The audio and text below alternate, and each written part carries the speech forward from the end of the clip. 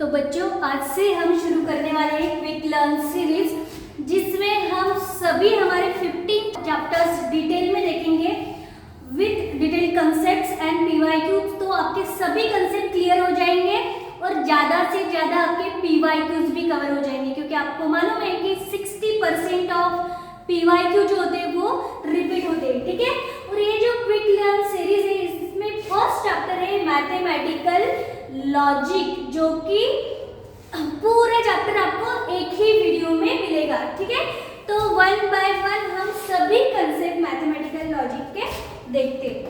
तो देखो अब हमें इस चैप्टर में क्या क्या पढ़ना है। तो फर्स्ट पॉइंट है statements and its truth values. ठीक है, हमें देखना है स्टेटमेंट और स्टेटमेंट की ट्रूथ वैल्यूज क्या होती है। ठीक है, बाद में logical connectives, compound statement, truth table, negation of statement, compound statement, next है statement pattern, logical equivalence, next है tautology, contradiction, contingency, quantifiers and quantified statement, duality, और लास्ट है application of logic to switching circuit and switching table.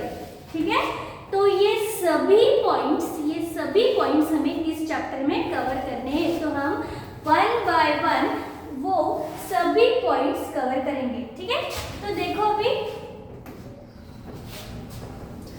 First point है इसमें, इस chapter का first point है statements, कि स्टेटमेंट्स क्या होते हैं। ठीक है, तो देखो statements are declarative sentence. Statement क्या होते हैं? डिक्लेरेटिव सेंटेंस होते हैं।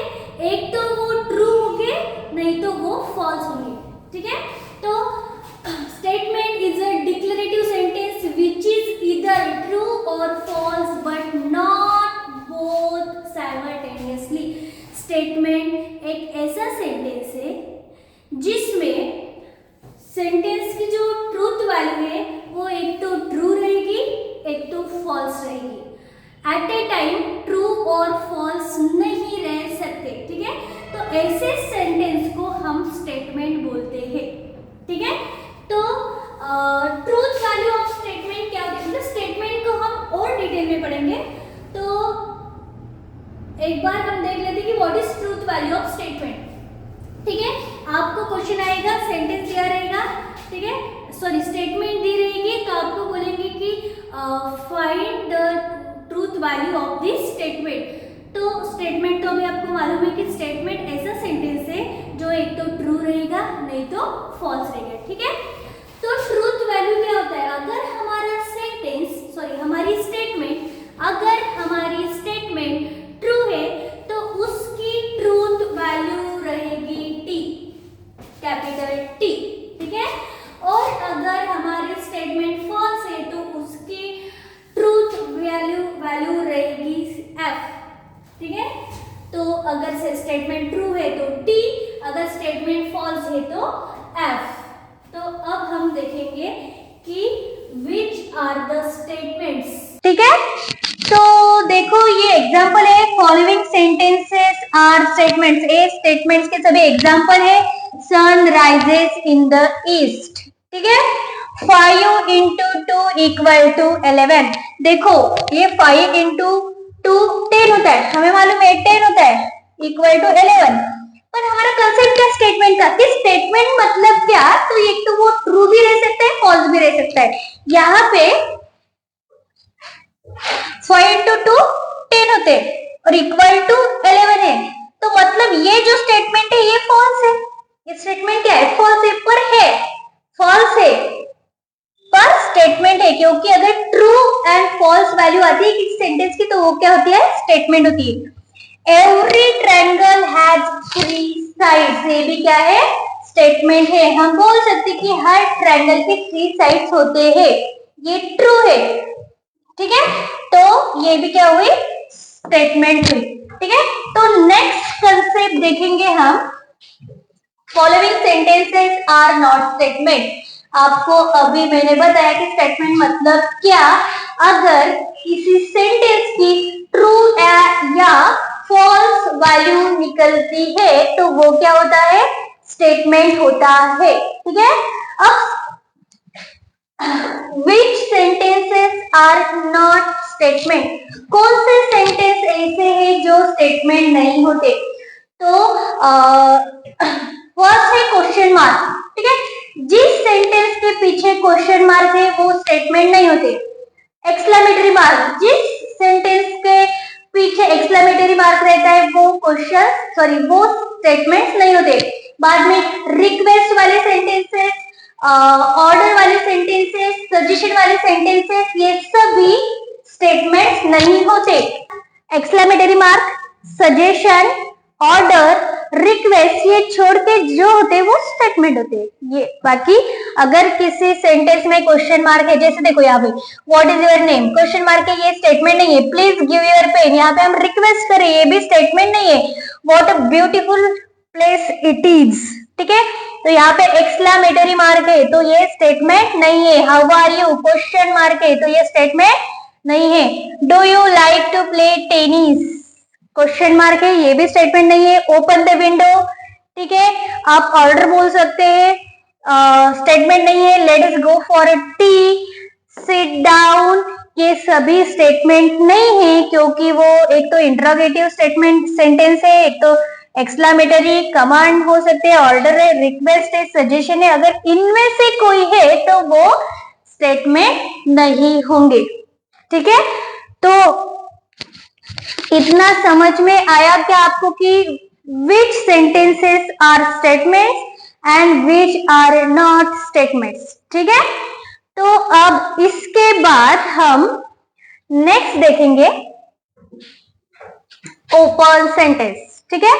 तो देखो कुछ सेंटेंस ऐसे होते हैं जिनके हम ट्रू वैल्यू भी नहीं निकाल सकते, फॉल्स वैल्यू भी नहीं निकाल सकते, और उनको हम ऐसे भी नहीं बोल सकते कि ये स्टेटमेंट नहीं है। तो अगर देखो, अगर एग्जाम्पल हमने ऐसे कहा x plus 2 is greater than 5, x plus 2 is greater than 5, तो देखो ये x जो है वो कुछ भी हो सकता है, वो 0 भी हो सकते हैं, 1 भी हो सकता है, -5 भी हो सकता है, 100 भी हो सकता है। मतलब अगर x की डिफरेंट वैल्यू हम यहाँ पे पुट कर सकते हैं, और अगर डिफरेंट वैल्यू पे अलग अलग ट्रू फॉल्स वैल्यू हमारी निकलेगी, तो इस तरह के सेंटेंस को हम ओपन सेंटेंस बोलते हैं। मतलब पर्सन टू पर्सन और नंबर टू नंबर, इनकी ट्रूथ वैल्यू जो होती है वो वैरीज होती है। तो ऐसे सेंटेंस को हम ओपन सेंटेंसेस बोलते हैं। जैसे अगर मैंने यहाँ पे 0 पुट किया तो 0 प्लस 2 क्या होगा 2 होगा, तो 2 इज ग्रेटर देन 5, तो ये फॉल्स हुआ। यहाँ पे अगर मैंने x के जगह पे 10 डाला भी तो 10 प्लस 2 होगा 12 इज ग्रेटर देन 5, तो ये यहाँ पे ट्रू हो रहा है। मतलब ये पूरा नंबर पे डिपेंड है कि हम कौन सा नंबर यहाँ पे पुट कर रहे हैं, ठीक है। बाद में हम ले सकते हैं नेक्स्ट की mathematics is an interesting subject. Mathematics is an interesting subject, ठीक है। तो आपको भी मालूम है मैथमेटिक्स कितना इंटरेस्टिंग सब्जेक्ट है, ठीक है। तो मैथमेटिक्स जो है वो हर एक स्टूडेंट के लिए डिफरेंट हो सकता है। मतलब किसी के लिए वो इजी हो सकता है, किसी के लिए वो हार्ड हो सकता है, ठीक है। किसी को इंटरेस्ट आता है मैथ में, किसी को इंटरेस्ट नहीं आता है। तो इसके लिए इसको भी क्या बोलेंगे हम, ओपन सेंटेंस, ठीक है। अब नेक्स्ट लिख सकते हैं हम, he is tall.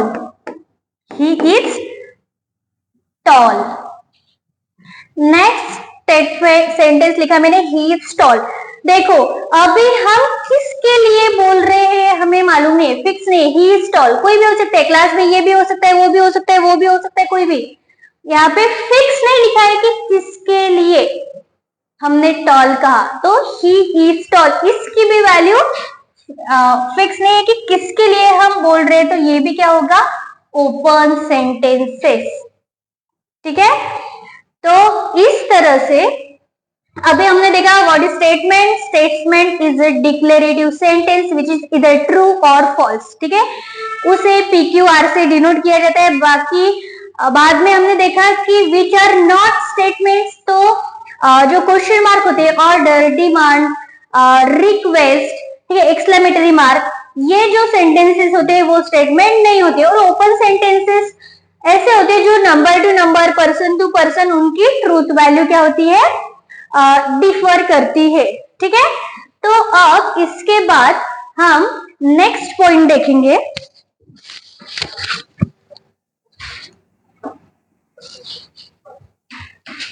Logical connective, simple and compound statements. ठीक है, तो देखो अभी लॉजिकल कनेक्टिव्स क्या होते हैं. लॉजिकल कनेक्टिव्स वो वर्ड और फ्रेजेस होते हैं जो सेंटेंस को जोड़ के रखते हैं. ठीक है, मतलब दो सेंटेंस को जो वर्ड्स जोड़ते हैं, ठीक है, तो उन्हें क्या बोलते हैं हम, लॉजिकल कनेक्टिव्स. तो यहाँ पे लिखा है कि द वर्ड्स और phrases which are used to connect two statements are called logical connectives. ठीक है, तो जो वर्ड्स और फ्रेजेस दो स्टेटमेंट को कनेक्ट करते तो उनको क्या बोलते हैं हम, लॉजिकल कनेक्टिव्स. तो अब हमें पढ़ना है एंड, और, if then, and, if and, only, if and not. इतने लॉजिकल कनेक्टिव्स हमें इस चैप्टर में पढ़ने हैं. तो पहला एंड, दूसरा और, थर्ड है इफ देन, फोर्थ है if and only if, and last है नॉट. इतने लॉजिकल कनेक्टिव्स हमें इस चैप्टर में पढ़ने हैं. तो अब हम देखेंगे what is simple statement and what is compound statement. Simple statement is a statement जो हम दो अलग अलग सेंटेंसेस में स्प्लिट नहीं कर सकते. ठीक है, तो उसे बोलेंगे हम सिंपल स्टेटमेंट. अब हम देखेंगे logical connective, simple and compound statement. तो लॉजिकल कनेक्टिव्स क्या होते हैं? लॉजिकल कनेक्टिव्स ऐसे वर्ड और फ्रेजेस होते हैं जो दो स्टेटमेंट को जोड़ते हैं. ठीक है, दो स्टेटमेंट को कनेक्ट करते हैं. तो बाद में सिंपल स्टेटमेंट क्या होते हैं? सिंपल स्टेटमेंट मतलब ऐसी स्टेटमेंट जिसको हम दो स्टेटमेंट में स्प्लिट नहीं कर सकते. ठीक है, बाद में कंपाउंड स्टेटमेंट क्या होते हैं? कंपाउंड स्टेटमेंट ऐसे स्टेटमेंट है जो टू या उससे ज्यादा सिंपल स्टेटमेंट से बने रहते हैं. ठीक है, तो देखो अभी हमें लॉजिकल कनेक्टिव्स में हमें एंड, और, if then, if and, only, if and not, ये लॉजिकल कनेक्टिव्स अभी हमें इस चैप्टर में पढ़ने हैं. ठीक है, तो देखो अभी हम डिटेल में सभी लॉजिकल कनेक्टिव्स देखेंगे. तो अभी हम देखेंगे कंजक्शन. तो कंजक्शन क्या होता है? अगर दो स्टेटमेंट एंड से कनेक्ट है तो उसे बोलेंगे हम कंजक्शन. तो अगर इसमें एंड यूज किया है तो उसे बोलेंगे कंजक्शन. उसका सिंबल रहता है ऐसे उल्टा V. ठीक है, हमारे पास अगर दो स्टेटमेंट है P एंड Q, ठीक है, तो इसको हम क्या कैसे लिखेंगे? P एंड का सिंबॉलिक फॉर्म क्या होता है? ये and Q, P and Q. तो देखो इसका ये ट्रूथ टेबल भी है. ये ट्रूथ टेबल हमें पढ़ना पड़ेगा क्योंकि ट्रूथ टेबल के ऊपर 3 मार्क्स का क्वेश्चन फिक्स आता है. ठीक है, तो ट्रूथ टेबल आपको मालूम होना चाहिए. तो देखो हमारे पास अभी ये दो स्टेटमेंट है, तो हम क्या करते हैं? सपोज ये टू फिक्स रहता है, हमारे पास अभी दो स्टेटमेंट्स है, तो हम क्या करेंगे? टू तो ऐसे लिखा, ये टू के ऊपर पावर लिखेंगे हम टू. क्यों? क्योंकि अभी यहाँ पे टू स्टेटमेंट्स है, इसलिए ये two to the power two क्या होता है? 4 का हाफ क्या होता है? 2. तो इसलिए हमने यहाँ पे 2 टाइम्स t लिखा, 2 टाइम्स f लिखा. फिर 2 का हाफ 1, तो 1 time t, 1 time f, 1 time t, 1 time f. ठीक है, तो इस तरह से हमने ये p एंड q लिखा. तो देखो ये जो एंड जो है इसमें ये t f f f कैसे है? तो ये जो एंड होता है, एंड ये मल्टीप्लिकेशन जैसा वर्क करता है. मल्टीप्लिकेशन।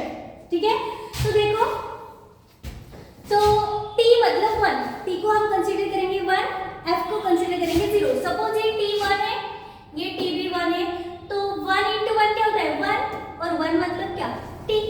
ठीक है, देखो यहाँ पे t मतलब 1, f मतलब 0, 1 into 0 0, 0 लिखा हमने यहाँ पे, और 0 मतलब क्या f, f मतलब क्या 0, t मतलब 1, 0 into 1 is 0, 0 मतलब क्या लिखा हमने f, f मतलब 0, f को क्या लिखते हैं हम 0, 0 into 0 0, और what is 0, 0 is f। तो इस तरह से हम ये जो ट्रूथ टेबल है वो ध्यान में रख सकते हैं। ठीक है, तो देखो ये ऐड मल्टीप्लिकेशन जैसा काम करता है।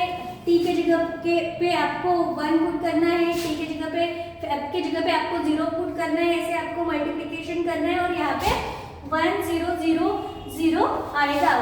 ठीक है, तो कौन से बुक्स ऐसे हैं जिनमें TF लिखा जाता है, कौन से बुक्स में 10 10 भी लिखा जाता है। तो अभी आपके टेक्स्ट बुक में ये TF के फॉर्म में ही लिखा है, तो आपको भी ये TF एंड FF लिखना है। ठीक है, ये 1 1 1, ये 1 0, ये आपको सिर्फ समझने के लिए लिखा था मैंने यहाँ पे, ये आपको ट्रूथ टेबल में नहीं लिखना है। ठीक है, अभी नेक्स्ट है डिसजंक्शन। ठीक है, तो अभी नेक्स्ट देखना है हमें डिसजंक्शन। तो ये है डिसजंक्शन का ट्रूथ टेबल, ये है डिसजंक्शन का ट्रूथ टेबल। तो देखो डिसजंक्शन में और यूज होता है, अगर दो स्टेटमेंट्स और से कनेक्ट है तो उसे बोलेंगे हम डिसजंक्शन। और डिस ये और का जो सिंबल होता है ऐसे उल्टा वी, सॉरी ये वी। ठीक है, और का सिंबल वी, एंड का सिंबल उल्टा वी, तो ये हुआ और ये जो और जो है वो एडिशन जैसे वर्क करता है, एडिशन। ठीक है, तो देखो अभी P लिखा हमने TTFF, क्योंकि दो स्टेटमेंट है तो 2T 2F, 2 के हाफ क्या होगा 1, तो 1T 1F 1T 1F। तो अभी देखो हम T को लिखते हैं 1 और T को लिखते हैं 1, तो 1 + 1 क्या होगा 2। तो आप बोलेंगे मैम आपने बताया कि 1 को T लिखना है, 0 को F लिखना है, अभी 2 आया, 2 को क्या लिखेंगे। तो 1 के ऊपर जो भी वैल्यू आती है 1 2 3 4 जो भी पॉजिटिव, अगर हमें पॉजिटिव वैल्यूज मिली तो उसको हम T ही रखेंगे। तो 1 + 1 2, 2 क्या होता है T। ठीक है, T is 1, F is 0 and 1 + 0 is 1, F is 0, T is 1, 0 + 1 is 1, 1 मतलब क्या T, F is 0, F is 0, 0 + 0 0, 0 मतलब क्या F। तो इस तरह से ये डिसजंक्शन का टेबल आपको लर्न करना है। ठीक है, ये एडिशन के जैसा वर्क करता है, ये ध्यान में रखो, बाद में ये आपका टेबल लर्न हो जाएगा। ठीक है, तो इसके बाद नेक्स्ट है कंडीशनल, उसे हम इम्प्लीकेशन भी बोलते हैं। तो देखो ट्रूथ टेबल ऑफ इम्प्लीकेशन, उससे पहले कंडीशनल जो है, अगर स्टेटमेंट में इफ देन रहता है, ठीक है, अगर दो स्टेटमेंट्स इफ देन से जुड़े हैं तो उसको हम बोलते हैं कंडीशनल। ये जो इफ देन है उसका सिंबल ऐसे रहता है, वन साइडेड एरो। ठीक है, तो अभी जैसे हमने एंड और में देखा कि एंड मल्टीप्लिकेशन जैसे ऐड करता है और एडिशन जैसे ऐड करता है, तो उसी तरह इफ देन में एडिशन मल्टीप्लिकेशन सब्ट्रैक्शन डिवीजन कुछ नहीं है। ठीक है, इसमें क्या है कि अगर पहला ट्रू है, first statement is true and last statement is false, तो उसी केस में आंसर फॉल्स आएगा, बाकी सभी केस में आंसर क्या आएगा ट्रू। ठीक है, तो देखो यहाँ पे ट्रू इंप्लाइज ट्रू, ट्रू यहाँ पे देखो फर्स्ट ट्रू है, सेकंड क्या है फॉल्स है, तो ट्रू इंप्लाइज फॉल्स क्या आता है फॉल्स आता है। बाकी सभी केस में false implies F implies T, T F implies M, T। एक ही कंडीशन है, मतलब first statement T implies second statement false, उसी केस में इसका आंसर एफ आएगा। बाकी सभी केस में कंडीशनल में इंप्लीकेशन में आंसर ट्रू आता है। ठीक है, अभी इसके बाद देखना है हमें बाय कंडीशनल। बाय कंडीशनल इसको हम डबल इंप्लीकेशन भी कहते हैं। अगर statement if and only if से कनेक्ट है, इफ एंड ओनली इफ, ऐसे कभी कभी आई डबल एफ भी आता है, इफ एंड ओनली इफ मतलब आई डबल एफ, तो उस केस में उसका सिंबल ऐसे टू साइडेड एरो रहता है। ठीक है, तो अभी बाय कंडीशनल में हम ट्रूथ टेबल कैसे ध्यान में रखेंगे। ठीक है, तो देखो इसमें जो सेम सेम हो जाएगा, टी टी है तो टी एंड एफ एफ है तो टी, सेम सेम हुआ। पी भी से पी एंड क्यू सेम, देखो यहाँ पे पी टी है, पी टी है, क्यू भी क्या है टी है, पी टी है, पी टी है, क्यू भी क्या है टी है, तो आंसर क्या है हमारा टी। सेम सेम है दोनों। यहाँ पे देखो एफ एफ सेम सेम है, तो आंसर क्या है टी। ये दोनों जो है ये अलग है। ठीक है, तो F F T F, T double implies T T, F double implies F is T, बाकी फॉल्स। तो इस तरह से इसको हम लर्न कर सकते हैं। बाद में है निगेशन। निगेशन, ठीक है, तो निगेशन में क्या रहता है, अगर स्टेटमेंट हमारी पी स्टेटमेंट ट्रू है, सॉरी पी स्टेटमेंट हमारी ट्रू हो सकती है, तो उसका निगेशन कैसे रहेगा, निगेशन ऑफ पी, तो ये रहता है उसका सिंबल, निगेशन का ये रहता है सिंबल। तो अगर पी ट्रू है तो निगेशन ऑफ पी क्या रहेगा, फॉल्स रहेगा। तो देखो यहाँ पे क्या दिया है, स्टेटमेंट लिए पी, अगर पी स्टेटमेंट ट्रू है तो उसका निगेशन क्या रहेगा, फॉल्स। अगर पी स्टेटमेंट फॉल्स है तो उसका निगेशन क्या रहेगा, ट्रू। ठीक है, तो देखो अभी हमने अभी जो स्टेटमेंट्स पढ़े हैं उसके ऊपर एक क्वेश्चन है, ये क्वेश्चन देखेंगे हम। क्वेश्चन है right the following compound statement symbolically. अभी ये जो स्टेटमेंट है ये हमें सिंबॉलिकली लिखना है। तो देखो स्टेटमेंट क्या है, Nagpur is in Maharashtra at Chennai is in Tamil Nadu. ठीक है, इसको हम कैसे लिखेंगे, तो सबसे पहले हमें ये जो एंड लगा है यहाँ पे, तो हमें पहले अलग अलग स्टेटमेंट्स लिखने पड़ेंगे। मतलब पी स्टेटमेंट क्या है, क्यू स्टेटमेंट क्या है, तो हम ये जो फर्स्ट स्टेटमेंट है नागपुर इज इन महाराष्ट्र, इसको नाम देंगे पी। तो ये लिखेंगे हम नागपुर इज इन महाराष्ट्र। ठीक है, पी स्टेटमेंट लिखे हमने। अभी क्यू स्टेटमेंट क्या आएगी हमारी, एंड के बाद जो है वो Q statement, Chennai is in Tamil Nadu. ठीक है, चेन्नई इज इन तमिलनाडु। ठीक है, तो देखो ये जो है नागपुर इज इन महाराष्ट्र, इसको हमने क्या नाम दिया, पी, तो हम ऐसे लिखेंगे पी। बहुत सारे बच्चे होते हैं जिनका निकनेम होता है ना, तो उसी तरह से इस सेंटेंस को भी हमने निकनेम दिया पी। ठीक है, पी निकनेम दिया, और दूसरा जो स्टेटमेंट है उसको हमने निकनेम दिया क्यू।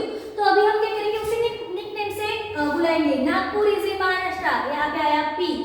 एंड को हम सिंबॉलिकली ऐसे लिखते हैं and.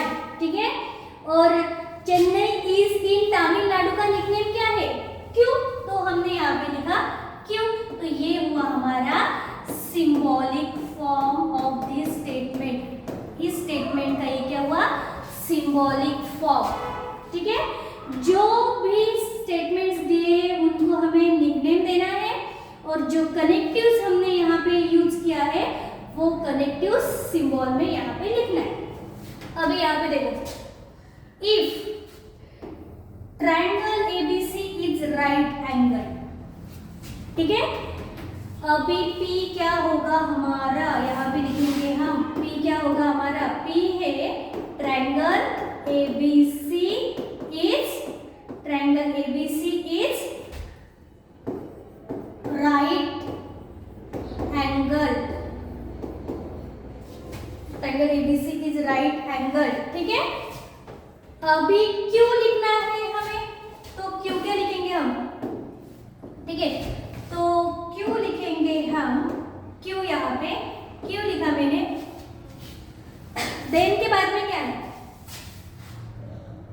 Angle A plus angle C equal to 90 degree. तो हम लिखेंगे angle A plus angle C equal to 90 degree. ठीक है, तो देखो अभी इस स्टेटमेंट में क्या यूज किया है, इस स्टेटमेंट यूज किया है इफ देन। अगर किसी स्टेटमेंट में इफ देन यूज करते हैं तो हम उसे इम्प्लीकेशन से लिखते हैं। तो देखो triangle ABC is a right angle, इसका निकनेम है P। अगर इफ देन यूज किया है तो इसको लिखते हैं वैसे इम्प्लाइड से। बाद में angle A plus angle C equal to 90 degree, इसका निकनेम लिखा हमने Q। तो ये हुआ इसका सिंबॉलिक फॉर्म। ठीक है, तो इनके बहुत सारे ऐसे बहुत सारे क्वेश्चंस PYQs में आपको ये वीडियो खत्म होने के बाद देने वाली हूँ। ठीक है, तो वो आपको पूरे के पूरे PYQs करने हैं खुद से। तो देखो ये क्वेश्चन जुलाई 23 में पूछा गया है, बहुत इजी क्वेश्चन है। ठीक है, तो जो भी स्टेटमेंट्स दिए हैं उनको आपको सिर्फ नाम देना है और जो भी कनेक्टिव्स, लॉजिकल कनेक्टिव्स यूज किए उनको हमें सिंबॉलिकली लिखना है। ठीक है, तो नेक्स्ट देखते हैं हम। अभी नेक्स्ट क्वेश्चन देखो, if PQR are the statements with truth values T and T respectively, then find the truth value of R and Q double implies negation of P। ये क्वेश्चन भी जुलाई 16 में पूछा गया है। सभी क्वेश्चन में जो लेने वाली वो सभी PYQs की है। ठीक है, अभी इसमें क्या बताया है कि PQR TFT, मतलब इसमें जो P है वो क्या है, वो है T ट्रू। इसमें जो Q है वो क्या है, वो फॉल्स है। इसमें जो R है वो क्या है, वो भी T ट्रू। ठीक है, तो इसकी ये स्टेटमेंट बनाए हैं, स्टेटमेंट पैटर्न। तो ये स्टेटमेंट पैटर्न जो है वो ट्रू है कि फॉल्स है वो हमें लिखना है। तो देखो अभी ये हम ऐसे लिखेंगे R एंड Q, बाद में डबल इम्प्लाइज, ठीक है, निगेशन ऑफ P। तो देखो R क्या है, R है T एंड Q क्या है F, double implies negation of P क्या है T। तो यहाँ पे हमने लिखा। ठीक है, तो देखो ये T एंड F क्या होता है, T एंड F क्या होता है। अभी हमने ट्रूथ टेबल देखे हैं सभी एंड और इम्प्लीकेशन, डबल इम्प्लीकेशन के। तो देखो and act as a multiplication. ठीक है, तो देखो T1 होता है मल्टीप्लाई बाय 0, क्या होता है 0, 1 into 0 0, 0 को क्या लिखते हैं हम F। ये double implies negation of T भी क्या होता है F। तो अभी हमने डबल इम्प्लीकेशन में देखा था कि अगर दोनों भी सेम है, T T है तो भी आंसर क्या आता है, अगर दोनों भी F F है उसी केस में भी आंसर क्या आता है, हमारा आंसर आता है T।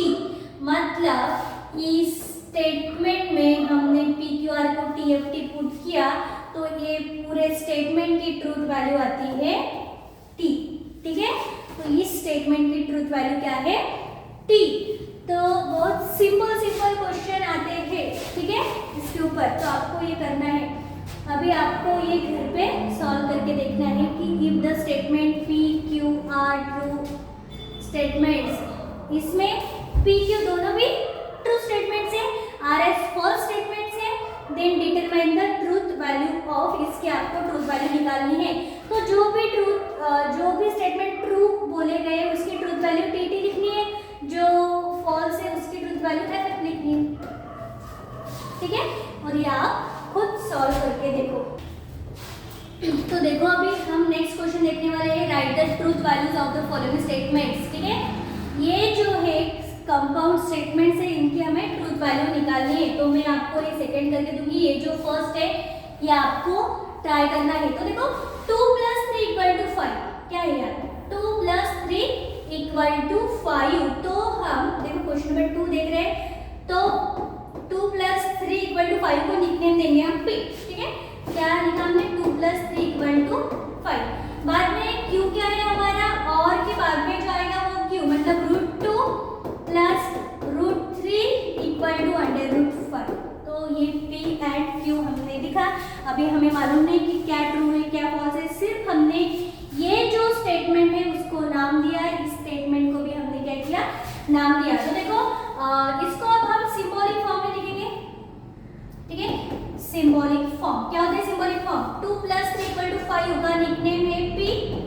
यहाँ पे और है तो और का सिंबल, बाद में √2 + √3 = 5, √2 + √3 = √5, तो इसका निकनेम हुआ क्यू। ठीक है, तो देखो अभी 2 + 3 = 5, ये ट्रू है कि फॉल्स है? तो देखो 2 + 3 कितना होता है? 5 होता है, 5 = 5, मतलब ये क्या है? ट्रू है। और √2 + √3 = √5 होता है क्या? ऐसे नहीं होता, √2 + √3 √5 नहीं होता है, मतलब ये क्या है? फॉल्स है। तो ट्रू और फॉल्स को क्या लिखते हैं हम? ठीक है, ये जो और है ये एडिशन जैसे एक्ट करता है, तो t मतलब 1 और मतलब प्लस, f मतलब 0, 1 + 0 = 1 and 1 मतलब t। ठीक है, तो इसकी ट्रूथ वैल्यू हुई, इसकी ट्रूथ वैल्यू हुई t। ये आप घर में ये होने के बाद करके देखो। ठीक है, ये क्वेश्चन मार्च 19 में पूछा गया, बहुत सिंपल क्वेश्चन है सभी स्टेटमेंट में। ठीक है, अभी हमने स्टेटमेंट्स के ऊपर क्वेश्चन देखे हैं, उसमें आपको सिंबॉलिक फॉर्म में लिखने के लिए क्वेश्चन आएगा, उसमें आपको ट्रूथ वैल्यू निकालने के लिए क्वेश्चन आएगा। ठीक है, तो उसके बाद पॉइंट है निगेशन। ठीक है, तो निगेशन क्या होता है? सिंपल स्टेटमेंट में अगर नॉट नहीं है तो हमें नॉट निकालना है, लगाना है। और देखो देखेंगे हम फर्स्ट क्या है? प्राइस इंक्रीजेस का निगेशन होता है प्राइस डज नॉट इंक्रीजेस। ठीक है, इसका निगेशन क्या रहेगा? Price does not increases. Simple. ठीक है, अगर ऐसा दिया रहता प्राइस डज नॉट इंक्रीजेस तो इसका निगेशन क्या था? इसका निगेशन था प्राइस इंक्रीजेस। ठीक है, 0 फैक्टोरियल नॉट इक्वल टू 1, इसका निगेशन क्या आता है? तो इसका निगेशन आता है 0 फैक्टोरियल इक्वल टू 1। नॉट लगा है तो हमें इक्वल टू नॉट निकाल लेना है। ठीक है, इक्वल टू रखना है। 7 + 3 > 5, इसका निगेशन आएगा 7 + 3। अभी यहाँ पे ग्रेटर देन है तो हमें यहाँ पे लिखेंगे less than and equal to 5। तो ये हुए निगेशंस, बहुत सिंपल है। ठीक है, अभी इसके बाद आता है स्टेटमेंट पैटर्न मतलब क्या? तो स्टेटमेंट पैटर्न मतलब जो हमारे लॉजिकल कनेक्टिव्स एंड सिंबल का पैटर्न, उसको हम बोलते हैं स्टेटमेंट्स पैटर्न। जैसे कि सपोज मैंने लिखा है यहाँ पे P एंड Q, हम ऐसे लिख सकते हैं निगेशन P implies R। ठीक है, तो इनको क्या बोलेंगे हम? ये क्या हुआ? Statement pattern. Symbols and logical connectives use करके जो पैटर्न हम बनाते हैं उनको बोलते हैं हम स्टेटमेंट पैटर्न। जैसे कि P एंड Q, ये भी क्या होता है? Statement pattern. P और Q, ये भी क्या होता है? Statement pattern. हम कितने भी स्टेटमेंट पैटर्न बना सकते हैं। ठीक है, ये क्या हुआ? Statement pattern. ठीक है, तो नेक्स्ट पॉइंट है लॉजिकल इक्विवेलेंस।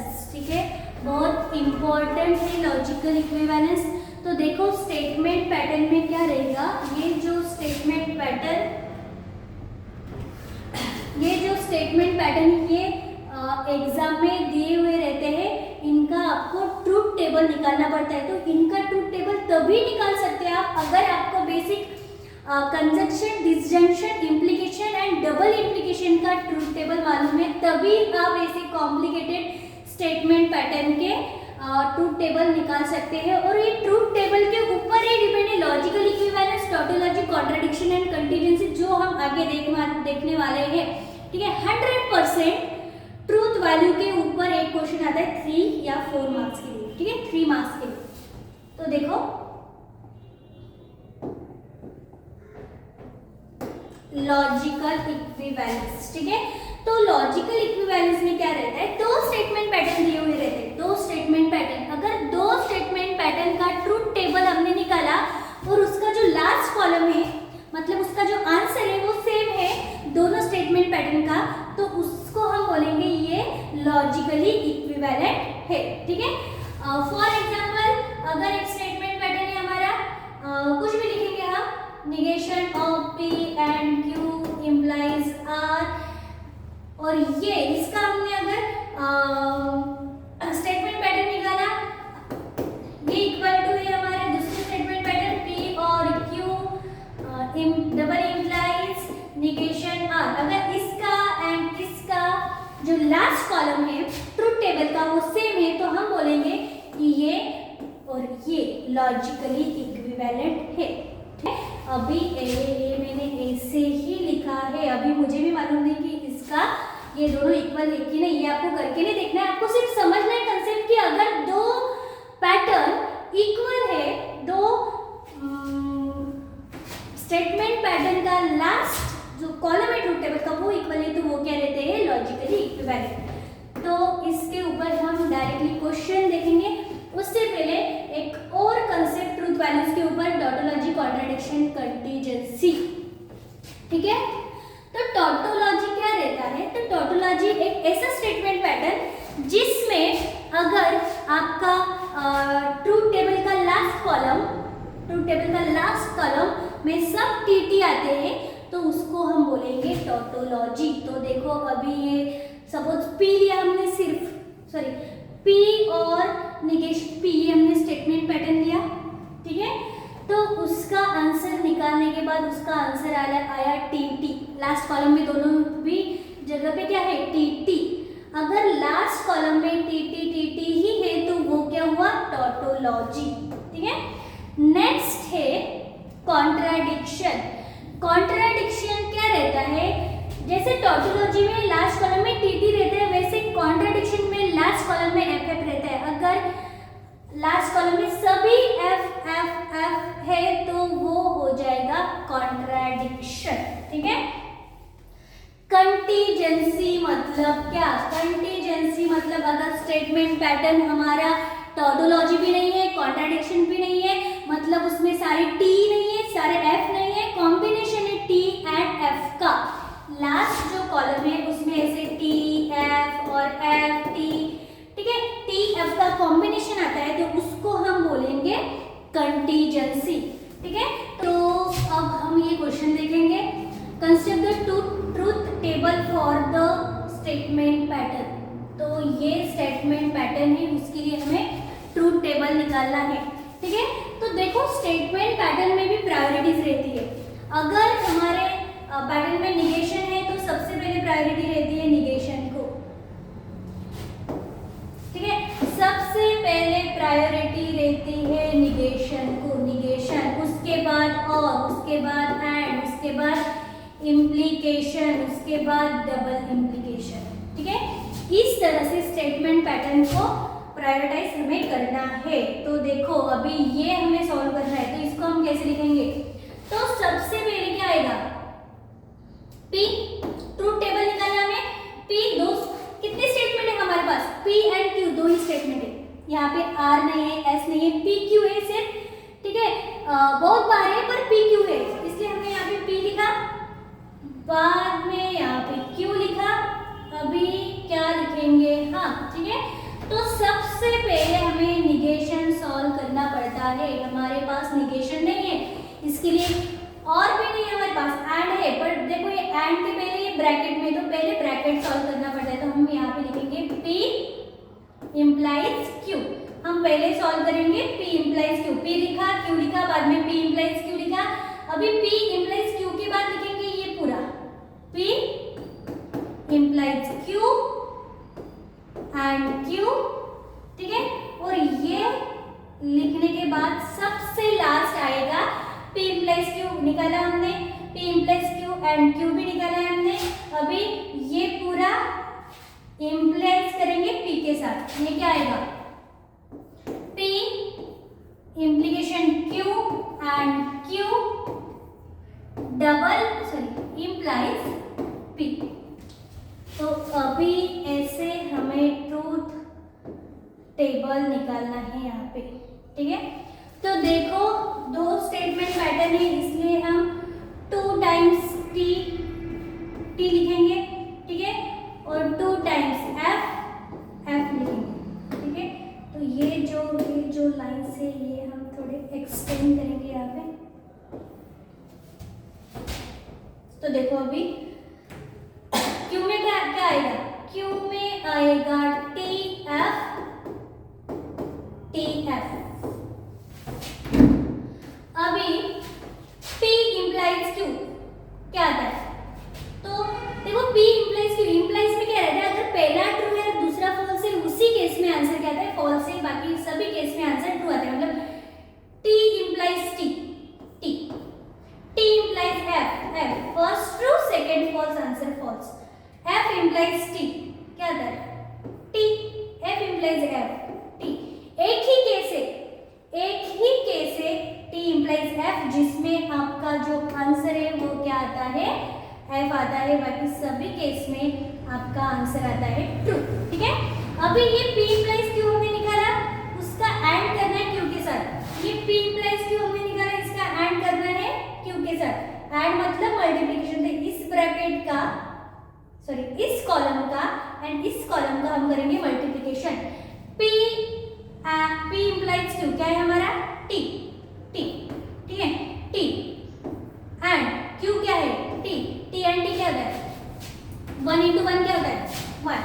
तो इसका आंसर क्या आएगा, इसका आंसर आता है T, इसका आंसर आता है T। तो आपको ये ऐसे नहीं लिखना है, सिर्फ T लिखना है, ठीक है। तो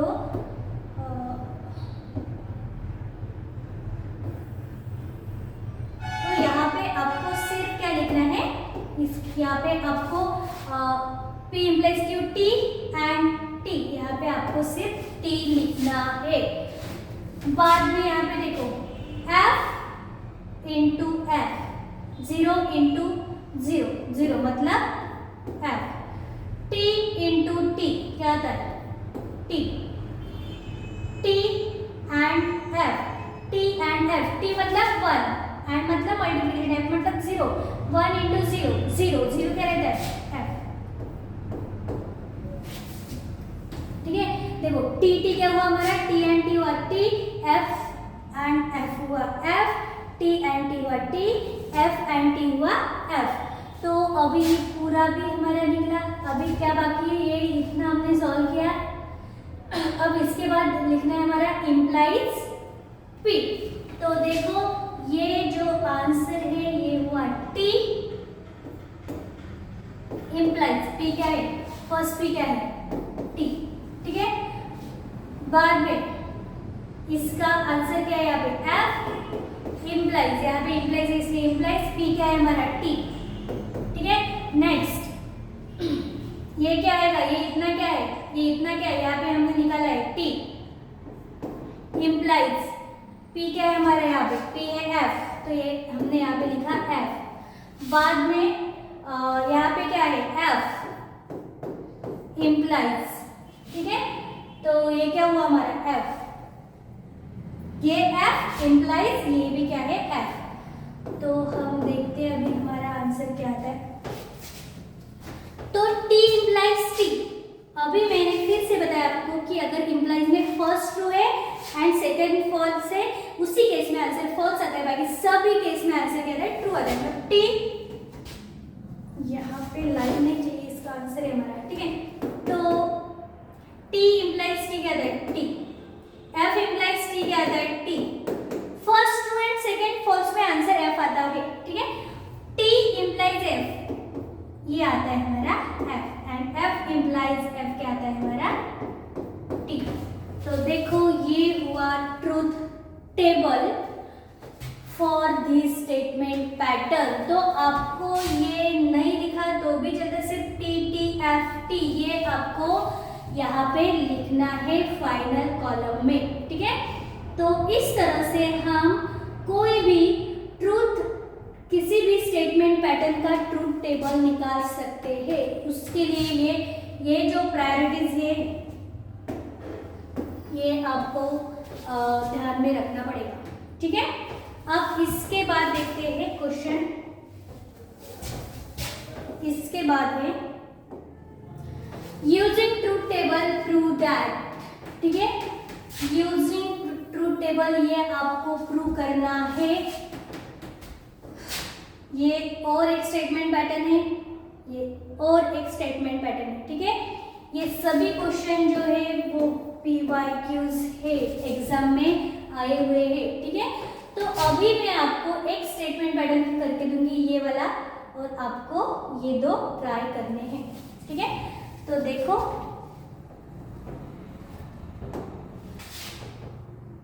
तो अभी हम यहाँ पे सॉल्व करते हैं।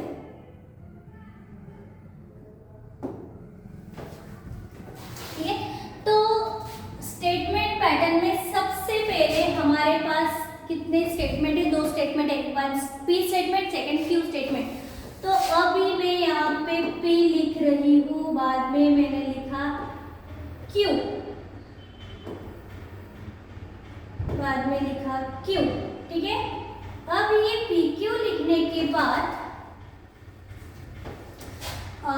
सबसे पहले हम लिखेंगे निगेशन P। अब मैं यहाँ पे लिख रही हूँ निगेशन P, निगेशन P लिखने के बाद निगेशन Q, क्योंकि हमने प्रायोरिटी देखी है कि सबसे पहले प्रायोरिटी हमें किसे देनी है? निगेशन को। उसके बाद हमें और करना है, पर ब्रैकेट का और है तो उसके पहले हमें ब्रैकेट सॉल्व करना पड़ेगा। तो हम लिखेंगे यहाँ पे P एंड Q। ये P एंड Q सॉल्व होने के बाद हम लिखेंगे negation P and negation Q।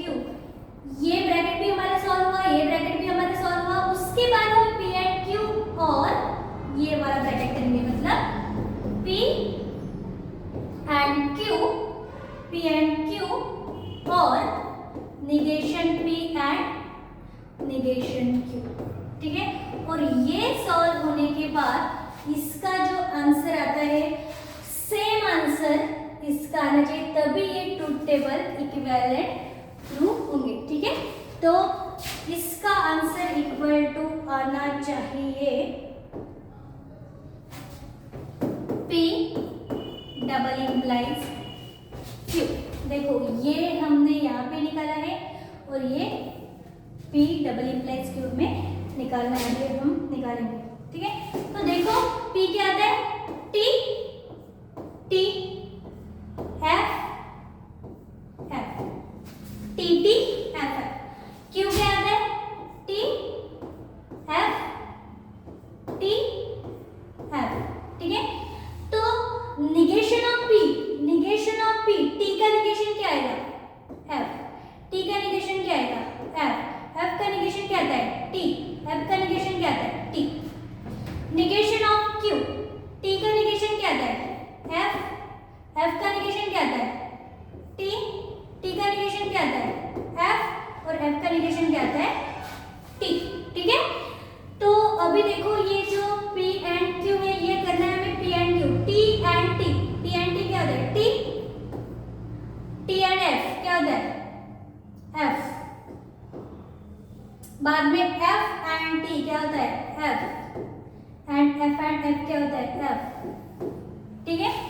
तो हमने ये P एंड Q किया, अभी हमने करना है negation P and negation Q, मतलब ये negation P and negation Q, F and F, F, F and T, F and T क्या होता है? F, T and F, F, T and T, T, ठीक है। तो ये हमने negation P and negation Q भी किया। अभी ये जो ब्रैकेट हमने ये सॉल्व यहाँ पे सॉल्व किया है, उस ब्रैकेट का एंड ये ब्रैकेट यहाँ पे हमने सॉल्व किया है, दोनों का और लेना है, मतलब दिस ब्रैकेट और दिस ब्रैकेट, मतलब T और F, T और मतलब एडिशन, ठीक है, F और F, F, ठीक है, F और F, F एंड F और T, T। तो अभी ये हमने यहाँ पे निकाला है, ये हमने यहाँ पे सॉल्व किया है। तो अभी हमें क्या करना है? अभी हमने इसका आंसर निकाला, अभी हमें इसका आंसर निकाला है P डबल इम्प्लाइज क्या आता है। तो अभी हमें मालूम है P डबल इम्प्लाइज Q में क्या रहता है? सेम का आंसर T, डिफरेंट का आंसर F। तो देखो P double implies Q, T double implies T is T, FT, TF different है तो इसका आंसर F, FT डिफरेंट है इसका आंसर F, ठीक है। और FF सेम है, दोनों सेम है तो इसलिए इसका आंसर T। तो हमने पहले तो इन कॉलम्स को नेम नहीं दिए हैं, मतलब नंबर नहीं दिए, तो हम दे सकते हैं this is column 1, this is column 2, this is column 3, this is column 4, column number 5, column number 6, this is column number 7 and ये क्या हुआ हमारा कॉलम नंबर 8, कॉलम नंबर 8। तो अभी आप देख सकते हैं कॉलम 2 एंड कॉलम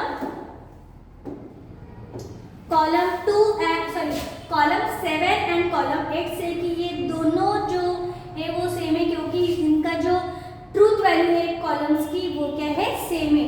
तो हम यहाँ पे लिखेंगे फ्रॉम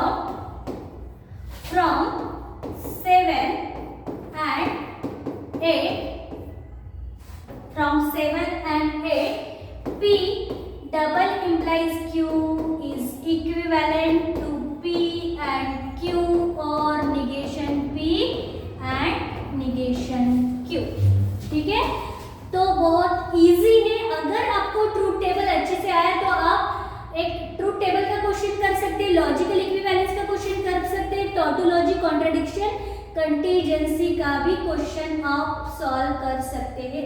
तो इसी तरह से आपको ये दो क्वेश्चन भी ट्राई करने हैं, ठीक है।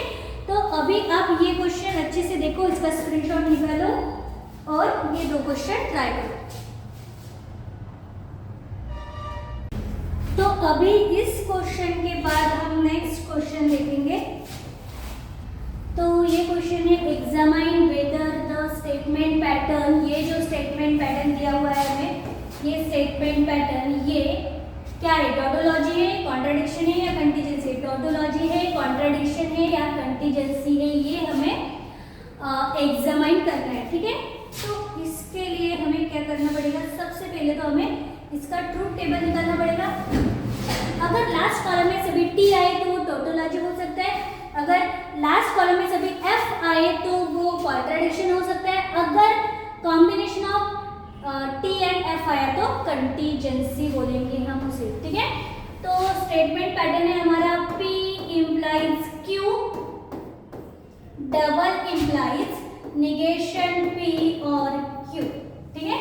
P implies Q, double implies negation P और Q। तो देखो सबसे पहले हमारे पास स्टेटमेंट कितने हैं, तो हमारे पास स्टेटमेंट से दो, P एंड Q। तो मैंने यहाँ पे P लिखा, ठीक है। P लिखने के बाद हमने लिखा यहाँ पे Q, अब लिखेंगे हम निगेशन P। P हमारे पास Q है, हमारे पास निगेशन P है, निगेशन P लिखा हमने, बाद में हम करेंगे निगेशन P और Q। अब हमने ये ब्रैकेट लिखा है यहाँ पे, ये ब्रैकेट लिखने के बाद हम इस ब्रैकेट का भी आंसर निकालेंगे, क्या है, P implies Q। अभी इस ब्रैकेट का आंसर हम यहाँ पे निकालेंगे। तो देखो हमारा ये ब्रैकेट भी यहाँ पे सॉल्व होगा और ये ब्रैकेट भी यहाँ पे सॉल्व होगा। फाइनल हम निकालेंगे P implies Q, double implies negation P और Q, negation P और Q, ठीक है। तो देखो जैसे हमने पहले किया वैसे ही सॉल्व करना है। दो स्टेटमेंट है, इसके लिए हम लिखेंगे T या F, ठीक है। Q को लिखेंगे हम T F, ठीक है। अभी देखो निगेशन P क्या आता है, T का निगेशन क्या आता है हमारा F, T का निगेशन क्या आता है हमारा F का निगेशन क्या आता है T, F का निगेशन क्या आता है T। अभी निगेशन P और Q कर रहे हैं हमें, निगेशन P और Q मतलब इस दोनों का और मतलब addition, T plus F is T, F plus F is F, T plus T is T and F plus T is T। ये हमने पहले देखा है contingency conjunction, disjunction, implication, double implication के ट्रूथ टेबल किए, तो ये सारे ट्रूथ टेबल आप सॉल्व कर सकते हैं। देखो अभी यहाँ पे P implies Q करना है, P implies Q में क्या रहता है, अगर first true second false then answer false, otherwise answer is true, ठीक है। तो यहाँ पे P implies Q करना है हमें, T implies T, T implies F, F implies T, F implies F, T। ठीक है, अभी ये हमने कॉलम सॉल्व किए। इसके बाद ये जो कॉलम है इसका हमें डबल इंप्लीकेशन करना है इस कॉलम के साथ। ठीक है, तो डबल इंप्लीकेशन में क्या रहता है, same same true different different false. तो T T T, F F T, F F T, T T T, T T T।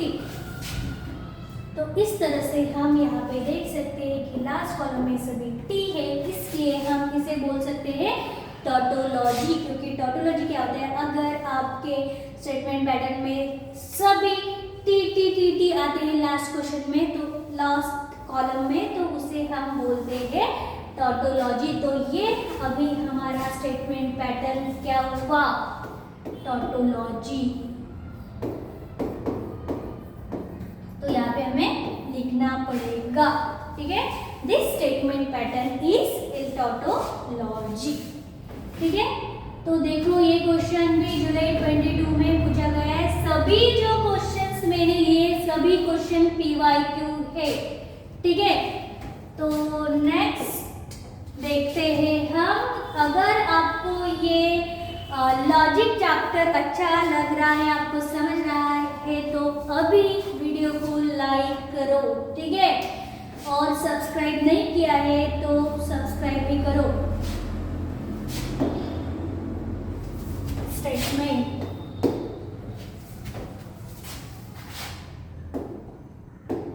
तो देखो हमें पढ़ना है अभी क्वांटिफायर्स एंड क्वांटिफाइड स्टेटमेंट। ठीक है, क्वांटिफायर्स क्या होते हैं, ये जो सिंबल्स है इन्हें हम बोलते हैं क्वांटिफायर्स। तो अभी हमें ये जो दो क्वांटिफायर्स है ये पढ़ने हैं मैथमेटिकल लॉजिक में। फर्स्ट ऐसे उल्टा ई, इसको बोलते हैं हम देयर एग्जिस्ट। ये देयर एग्जिस्ट का सिंबल है। जैसे हमें मालूम है कि हमें इसे बोलते हैं बिलोंग्स टू। ठीक है, क्या बोलते हैं हम इसे, बिलोंग्स टू का ये क्या होता है, सिंबल होता है। ये बिलोंग्स टू का सिंबल है। वैसे ही देयर एग्जिस्ट का ये सिंबल है एंड फॉर ऑल का ये उल्टा है, ये सिंबल है। तो ये जो दो क्वांटिफायर्स है ये हमें अभी इस चैप्टर में पढ़ना है। तो अभी क्वांटिफाइड स्टेटमेंट क्या होता है, तो अगर किसी स्टेटमेंट्स में ये क्वांटिफायर यूज होते हैं तो उस स्टेटमेंट को हम बोलते हैं क्वांटिफाइड स्टेटमेंट। ठीक है, तो अभी हम देखेंगे नेक्स्ट। अभी क्वांटिफायर्स एंड क्वांटिफाइड स्टेटमेंट के बाद हम देखेंगे ये क्वेश्चन। तो ये क्वेश्चन क्या है, right truth value of the following statement. ये जो स्टेटमेंट है इस स्टेटमेंट की हमें ट्रूथ वैल्यू निकालनी है। ठीक है, तो देखो अभी क्या है स्टेटमेंट, देयर एग्जिस्ट, ये क्या होता है, there exist n belongs to n. ये एन मतलब नेचुरल नंबर, ये एन मतलब क्या, natural numbers. There exist n belongs to capital n such that n plus 5 greater than और इक्वल टू 10। तो देखो देयर एग्जिस्ट मतलब क्या, अगर हमारे पास एक डेटा है पूरा 1 2 3 4 5 6 7, अगर ये डेटा है, अगर इनमें से कुछ वैल्यू अगर एक जो इक्वेशन है वो सेटिस्फाइड करे, सपोज 1 3 5 वो इक्वेशन को सेटिस्फाइड करते, तो मतलब इन सभी में से ऐसे कुछ वैल्यूज हैं जो इक्वेशन को सेटिस्फाइड करते, तो उसको बोलते हैं there exist. And for all मतलब क्या, कि ये सभी जो 1 2 7 नंबर्स है वो सभी नंबर्स ने वो जो कंडीशन है वो सेटिस्फाइड करनी चाहिए। देयर एग्जिस्ट मतलब उनमें से कुछ, फॉर ऑल मतलब सभी। ठीक है, तो इसी के ऊपर ये क्वेश्चन है। तो देखो there exist n belongs to natural number such that n plus 5 greater than 10। अभी नेचुरल नंबर क्या होते हैं, 1 2 3 4 ये सभी क्या रहते हैं, up to infinity natural number. तो अगर इस n के जगह पे कुछ नेचुरल नंबर हमने पुट किए, तो कुछ नेचुरल नंबर के लिए n+5 क्या होगा, ग्रेटर देन 10। तो देखो अगर नेचुरल नंबर में 1 पुट किया हमने, तो 1+5 क्या हुआ, 6। तो ये तो सेटिस्फाइड नहीं किया है यहाँ पे, ठीक है। बाद में n की जगह पे 2 लिखेंगे हम, 2 + 5 = 7, 7 इज ग्रेटर देन 10, नहीं। बाद में हम 3 लेंगे, 8 होता है, 4 लेंगे, 9 होता है, 5 लेंगे, 10 होता है, ठीक है। अभी हम यहाँ पे पुट करेंगे 6 + 5 इज ग्रेटर देन 10 होता है क्या, यस 11 इज ग्रेटर देन 10। मतलब नेचुरल नंबर में 6 ऐसा है जो इस कंडीशन को सेटिस्फाई करता है। 7 भी करता है, 8 भी करता है, 9 भी करता है। अगर हमने यहाँ पे 10 पुट किया तो 10 + 5 = 15, 15 इज ग्रेटर देन 10, तो 15 भी इस कंडीशन को सेटिस्फाई करता है। मतलब नेचुरल नंबर्स में कुछ नंबर ऐसे हैं जो यहाँ पे पुट करने के बाद ये जो इक्वेशन है वो सेटिस्फाई होता है। तो ये कंडीशन है, ये हमारी मतलब सेटिस्फाई हुई है, तो इसलिए हम यहाँ पे लिखेंगे कि नेचुरल नंबर में कुछ ऐसे नंबर है जो यहाँ पे पुट करने के बाद हमारा आंसर ग्रेटर देन 10 आता है। Therefore its truth value is, इस स्टेटमेंट की ट्रूथ वैल्यू इज t, क्योंकि हमें ऐसे नंबर मिले हैं जो पुट करने के बाद हमारा इक्वेशन सेटिस्फाई होता है, इसलिए हमने लिखा कि ये स्टेटमेंट की ट्रूथ वैल्यू क्या है, t है, ठीक है। तो अभी देखो, अभी है right the next question, right the negation of following statements. ये क्वेश्चन जुलाई 17 में पूछा गया है। अभी हमें इसका निगेशन लिखना है। देखो क्वांटिफायर्स में देयर एग्जिस्ट का निगेशन होता है for all, and for all का निगेशन होता है देयर एग्जिस्ट। तो हम फॉर ऑल के जगह पे लिखेंगे there exist and belongs to n, comma n + 7, greater than की जगह पे हमें लिखना है लेस देन और इक्वल टू 6। तो ये हुआ निगेशन ऑफ अबव स्टेटमेंट, ये इसका क्या हुआ, ये निगेशन। सिंपल है, अगर देयर एग्जिस्ट आता है तो उसकी जगह पे हमें फॉर ऑल लिखना है, अगर फॉर ऑल होता है उसकी जगह पे हमें देयर एग्जिस्ट लिखना है। लेस देन आया, देखो यहाँ पे ग्रेटर देन आया तो हमने लिखा लेस देन और इक्वल टू। अगर ग्रेटर देन आता तो हम अगर लेस देन आता तो हम लिखते लेस देन और इक्वल टू, ठीक है। अभी नेक्स्ट क्वेश्चन, तो क्वेश्चन ये नेक्स्ट है डुअल्स कंसेप्ट है। तो देखो डुअल्स क्या होते हैं, डुअल्स में हमें सिर्फ जो टॉटोलॉजी होती है, टॉटोलॉजी की जगह कॉन्ट्राडिक्शन पुट करना पड़ता है, कॉन्ट्राडिक्शन की जगह पे टॉटोलॉजी पुट करना पड़ता है, और की जगह पे एंड लिखना है और एंड की जगह पे और लिखना है, बस इतना। तो टॉटोलॉजी को हम टी से डिनोट करते हैं, तो टी की जगह पे हमें क्या लिखना है, सी। जहाँ पे भी टी आएगा सी लिखना है हमें, जहाँ पे भी सी आएगा टी लिखना है, जहाँ पे और आएगा वहाँ पे एंड लिखना है, जहाँ पे एंड आएगा वहाँ पे और लिखना है, बस इतना करना है, वो हो जाएंगे डुअल्स। तो right duels of the following, ये जो क्वेश्चन है इनके हमें क्या लिखने हैं, डुअल्स लिखने हैं। तो अभी मैंने बताया आपको कि सिर्फ और की जगह पे एंड लिखना है हमें, तो इसका डुअल्स कैसे लिखेंगे हम, डुअल कैसे आएगा, इसका डुअल कैसे आएगा, ये p एज इट इज और की जगह पे आएगा एंड, ये q as it is bracket complete, ये एंड, और t की जगह पे आएगा c। कभी कैपिटल T रहता है, कभी स्मॉल t रहता है, ठीक है। अभी नेक्स्ट स्टेटमेंट है Madhuri has curly hair and brown eyes, ठीक है। तो ये स्टेटमेंट तो हमें वैसे की वैसे लिखनी है, माधुरी लिखा क्या मैंने, माधुरी हैज कर्ली हेयर, एंड के जगह पे क्या लिखना है हमें, एंड के जगह पे हमें लिखना है और ब्राउन आईज। तो इस स्टेटमेंट का डुअल हुआ ये, फिर हमने एंड के जगह पे क्या लिखा, और लिखा। तो इस तरह से हम डुअल को सॉल्व कर सकते हैं। देखो कितना इजी, मार्च 14 में पूछा गया है ये क्वेश्चन, ठीक है। अभी ये जो क्वेश्चन है जुलाई 18 में पूछा गया है, डुअल लिखना है आपको, ये करना है ये क्वेश्चन। तो देखो कैसे सॉल्व होगा ये क्वेश्चन, करके देखो कैसे सॉल्व होगा ये क्वेश्चन।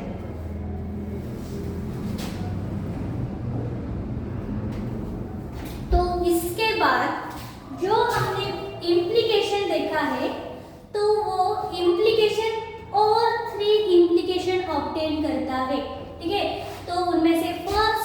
कन्वर्स, सेकेंड है इनवर्स एंड कॉन्ट्रा पॉजिटिव। देखो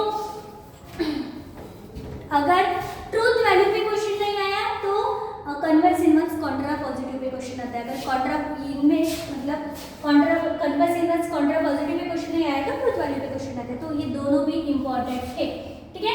तो अगर हमारी स्टेटमेंट P इंप्लाइज Q है तो उसका कन्वर्स क्या आता है? Q इंप्लाइज P, Q आगे जाता है, P पीछे आता है, ठीक है। उसका इनवर्स क्या होगा? Negation P implies negation Q and Contra positive क्या होता है? निगेशन, ये जो कन्वर्स है उसको निगेशन लगाना है, negation of Q implies negation of P, ठीक है। तो देखो if a sequence is bounded then it is convergent। February 20 में ये क्वेश्चन हमें पूछा गया है, इसका हमें यहाँ पे क्वेश्चन नहीं लिखा है, यहाँ पे हमें क्या फाइंड आउट करना है? यहाँ पे हमें converse, inverse and Contra positive find out करना है, कॉन्ट्रा पॉजिटिव, ठीक है। तो हम यहाँ पे converse, inverse, Contra positive find out करेंगे। तो सबसे पहले हम जो स्टेटमेंट दिया हुआ है उसको सिंबॉलिक फॉर्म में लिखेंगे। तो सबसे पहले P क्या है इसमें? P क्या है? Sequence is bounded, A sequence is bounded, sequence is bounded, ये हुआ हमारा P, ठीक है। बाद में Q क्या होगा? Q होगा इट इज कन्वर्जेंट, मतलब a sequence is convergent, a sequence is convergent, ठीक है। तो अभी सबसे पहले हम फाइंड आउट करेंगे कन्वर्स, ठीक है। बाद में लिखेंगे हम इनवर्स और लास्ट लिखेंगे हम कॉन्ट्रा पॉजिटिव।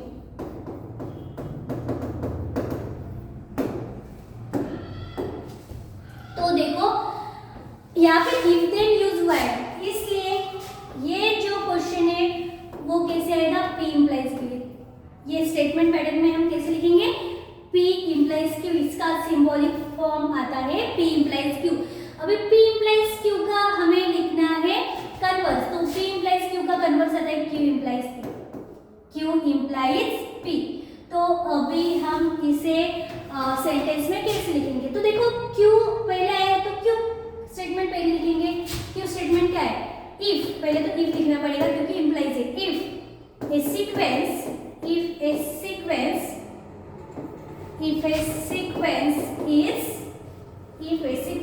इज कन्वर्जेंट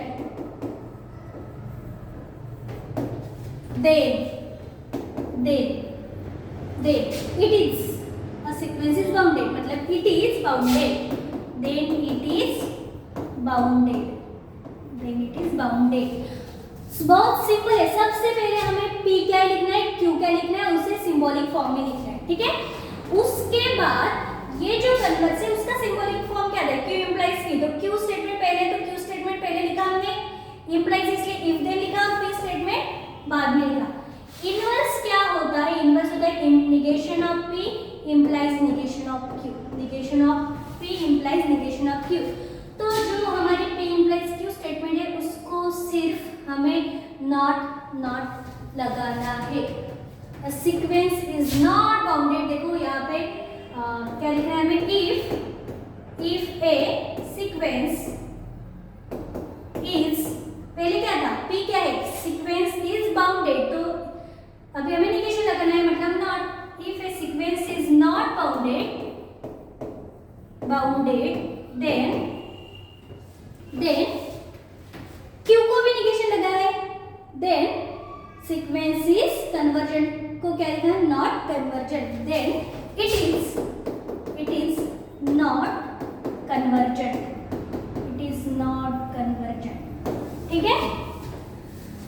अभी कॉन्ट्रा पॉजिटिव क्या होता है? कन्वर्स है, इसको हमें निगेशन लिखना है, negation Q implies negation P, ठीक है, तो देखो निगेशन क्यू क्या आएगा, सीक्वेंस इज कन्वर्जेंट का negation, if a sequence is not convergent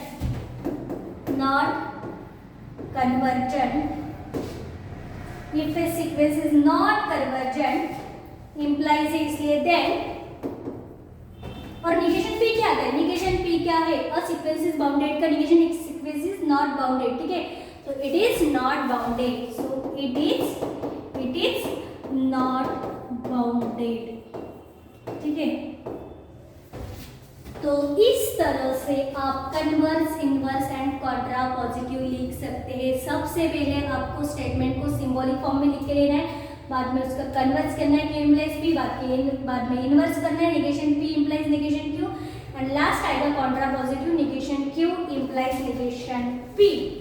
अब इसके बाद ये जो क्वेश्चन है इनके कन्वर्स, इनवर्स, कॉन्ट्रा पॉजिटिव आपको करके देखने हैं। ये क्वेश्चन मार्च 23 में पूछा गया है, ये क्वेश्चन जुलाई 17 में पूछा गया है, सभी क्वेश्चन जो है वो पूछे गए हैं, ठीक है।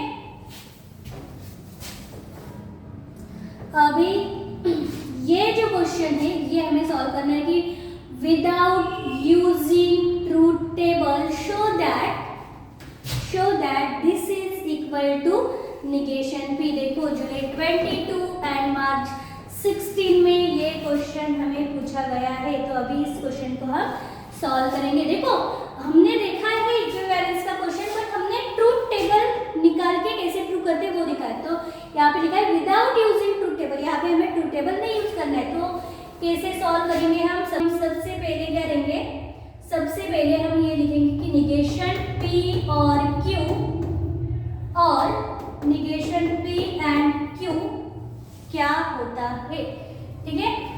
तो अब इसको हम सॉल्व करेंगे, तो ये आता है, सबसे पहले इस ब्रैकेट का निगेशन करेंगे, negation of P is negation P, negation of और इज एंड, और का निगेशन एंड आता है, ठीक है। देखो और का निगेशन ऑफ और आता है एंड निगेशन ऑफ एंड आता है और, ठीक है। और तो निगेशन पी एंड और का लिखा हमने एंड, ये निगेशन यहाँ पे लगा, निगेशन क्यू, ठीक है। अभी बाद में ये वाला और यहाँ पे है ये निगेशन पी एंड क्यू, ये एज इट इज, इस ब्रैकेट के आगे निगेशन था तो हमने सबको निगेशन लगाया सबसे पहले, ठीक है। तो देखो यहाँ पे भी निगेशन पी एंड है, यहाँ पे भी निगेशन पी एंड है, तो हम क्या कर सकते हैं, ये निगेशन पी एंड बाहर निकाल सकते हैं और यहाँ पे बचेगा फिर निगेशन क्यू और क्यू, निगेशन क्यू और क्यू, ठीक है। तो निगेशन पी ये एंड, ठीक है, निगेशन क्यू और क्यू क्या आता है, तो आपके टेक्स्ट बुक में एक टेबल है, यहाँ पे मैंने वो टेबल ने दिखाया है, ठीक है। तो वहाँ पे कुछ रूल्स है कि मतलब निगेशन क्यू और क्यू क्या होता है, निगेशन क्यू एंड क्यू क्या होता है। तो देखो अभी मैं सिंपल थोड़ा सा बताती हूँ आपको कि निगेशन क्यू, अगर क्यू ट्रू है, सपोज क्यू ट्रू है, तो उसका निगेशन क्या होगा, फॉल्स, यहाँ पे क्या आएगा, फॉल्स। क्यू अगर ट्रू है तो उसका निगेशन आता है फॉल्स, मतलब एफ और टी, और मतलब एडिशन, 0 प्लस 1 आता है, मतलब टी आता है, टी। तो हमने केस देखी कि अगर क्यू टी है तो टी आता है, अगर क्यू फॉल्स है, फॉल्स, तो यहाँ पे एफ है और एफ का निगेशन क्या आता है, टी, तो यहाँ पे टी आया, यहाँ पे एफ टी प्लस एफ क्या आएगा, टी आएगा, मतलब हर केस में यहाँ पे आंसर क्या आएगा, यहाँ पे टी रहो या एफ, हमारा आंसर क्या आता है, टी ही आता है, ठीक है। तो अभी हमारा आया negation P and T, and negation P and T आता है निगेशन पी, टी मतलब 1 एंड मतलब मल्टीप्लिकेशन, किसी चीज को हम 1 से मल्टीप्लाई करते हैं तो वो एज इट इज आता है, तो निगेशन पी, तो हमें वही चाहिए था निगेशन पी। इस तरह से हमने क्या किया,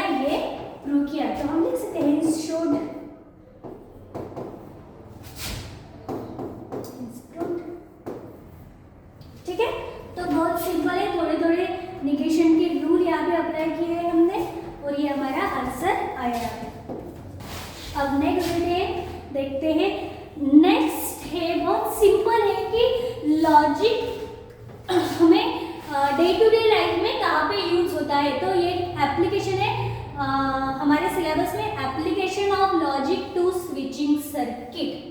ठीक है, स्विचिंग सर्किट में लॉजिक का यूज होता है। तो वो कैसे, तो ठीक है, तो ये जो दिखाया है स्विच बोलते हैं इसे, ऐसे रहता है स्विच, एस मतलब स्विच। ठीक है, अगर स्विच क्लोज्ड है, स्विच क्लोज्ड है मतलब हमारा जो बटन है वो ऑन हुआ, स्विच क्लोज्ड है, ये स्विच यहाँ पे कनेक्ट हुआ, क्लोज्ड हुआ, तो मतलब हमने बटन शुरू किया और यहाँ से करंट यहाँ पे पास होगा। ठीक है, अगर स्विच हमारा ओपन है, स्विच क्या है हमारा ओपन है, उस केस में हमारा बटन क्या हुआ ऑफ। अभी यहाँ पे ओपन स्विच है, ओपन है यहाँ पे स्विच, तो यहाँ पे देखो यहाँ से करंट नहीं जा सकता क्योंकि यहाँ पे टच नहीं है। ठीक है, तो यहाँ से करंट नहीं जा सकता। तो ये बेसिक कंसेप्ट है सिर्फ कि अगर स्विच क्लोज्ड है तो करंट पास होगा, स्विच ओपन है तो करंट पास नहीं होगा। ठीक है, तो ये एक स्विचिंग सर्किट है, सिंबॉलिकली ये स्विचिंग सर्किट थोड़ा सा यहाँ पे ड्रॉ किया है। मतलब जैसे एक स्विच रहता है, बैटरी है, बैटरी से करंट आ रहा है, स्विच है। ठीक है, अगर ये स्विच हमने क्लोज किया मतलब ऑन किया तो यहाँ से करंट जाएगा और ये लैम्प ग्लो होगा। अगर ये स्विच ओपन है मतलब ऑफ है तो यहाँ से करंट नहीं जाएगा, लैम्प क्या रहेगा, लैम्प ग्लो नहीं होगा। ठीक है, तो इस तरह से हमें ये पढ़ना है, application of logic to switching circuit. ठीक है, तो देखो टू टाइप्स के स्विचेस रहते हैं, switches in series and switches in parallel. तो अभी ये जो डायग्राम हम देख रहे हैं ये स्विचेस इन सीरीज। ठीक है, तो देखो यहाँ पे दो स्विच लगे हुए हैं, दो स्विच लगे हुए हैं और दोनों भी क्या है सीरीज में, दोनों भी क्या है सीरीज में है। मतलब पहले एक दूसरे से वो दो स्विच क्या है ऐसे कनेक्ट है। तो देखो यहाँ पे सीरीज में क्या रहता है, यहां से करंट आया, अगर यहां से करंट आया, अगर इस करंट को यहां से पास होना है तो उसके लिए इसको, इस स्विच को क्लोज होना पड़ेगा, स्विच को क्लोज होना पड़ेगा और क्लोज होना पड़ेगा मतलब ऑन रहना पड़ेगा और फिर यहाँ से करंट जाएगा। फिर यहाँ पे आने के बाद इस स्विच को फिर से यहाँ पे भी क्लोज होना पड़ेगा, तभी यहाँ से करंट जाएगा और फिर ये लैम्प ग्लो होगा। फिर से मैं बता रही हूँ, अगर यहाँ से करंट आया, ये स्विच हमने क्लोज किया मतलब हमने बटन ऑन किया तो यहाँ से करंट जाएगा। अभी लैम्प ग्लो होने के लिए इस करंट को और ये जो भी ये स्विच S2 है इससे भी जाना पड़ेगा, तभी जाके ये करंट इस लाइट को मिलेगा, नहीं तो ये लाइट ग्लो नहीं होगा। तो इसके लिए कंडीशन है कि अगर ये दोनों भी स्विच ऑन है तब उसी केस में लाइट क्या होगा, ग्लो होगा। ठीक है, तो देखो इसका हम इनपुट आउटपुट टेबल देखेंगे। तो सबसे पहले जो स्विच, एक मिनट, ठीक है, तो हम इसे P Q में लिखेंगे। P मतलब क्या, स्विच S1, P मतलब स्विच S1 एंड Q मतलब switch S2, switch S2। L क्या होता है, L होता है लैम्प। ठीक है, L होता है लैम्प। तो देखो इसका हम इनपुट आउटपुट टेबल देखेंगे कि किस केस में हमारा लाइट ग्लो होगा और किस केस में हमारा लाइट ग्लो नहीं होगा। दोनों मतलब ये दो स्विचेस है, इनके अकॉर्डिंग मतलब दोनों स्विच ऑन रहे तो क्या हमारा लाइट ग्लो होगा, अगर एक स्विच ऑन है दूसरा ऑफ है तो क्या हमारा स्विच ग्लो हो सकता है, लाइट ग्लो हो सकता है। तो ये हमें अभी देखना है। तो देखो हमने स्विच S1 को लिखा P, ठीक है, स्विच S2 को लिखा Q। तो देखो सीरीज में रहता है तो इससे जाने के बाद इसमें से जाना ही पड़ता है कंपल्सरी, तभी जाके ये लाइट ग्लो होगा। इसलिए ये हमें यहाँ करना पड़ेगा, P एंड Q, ठीक है। तो देखो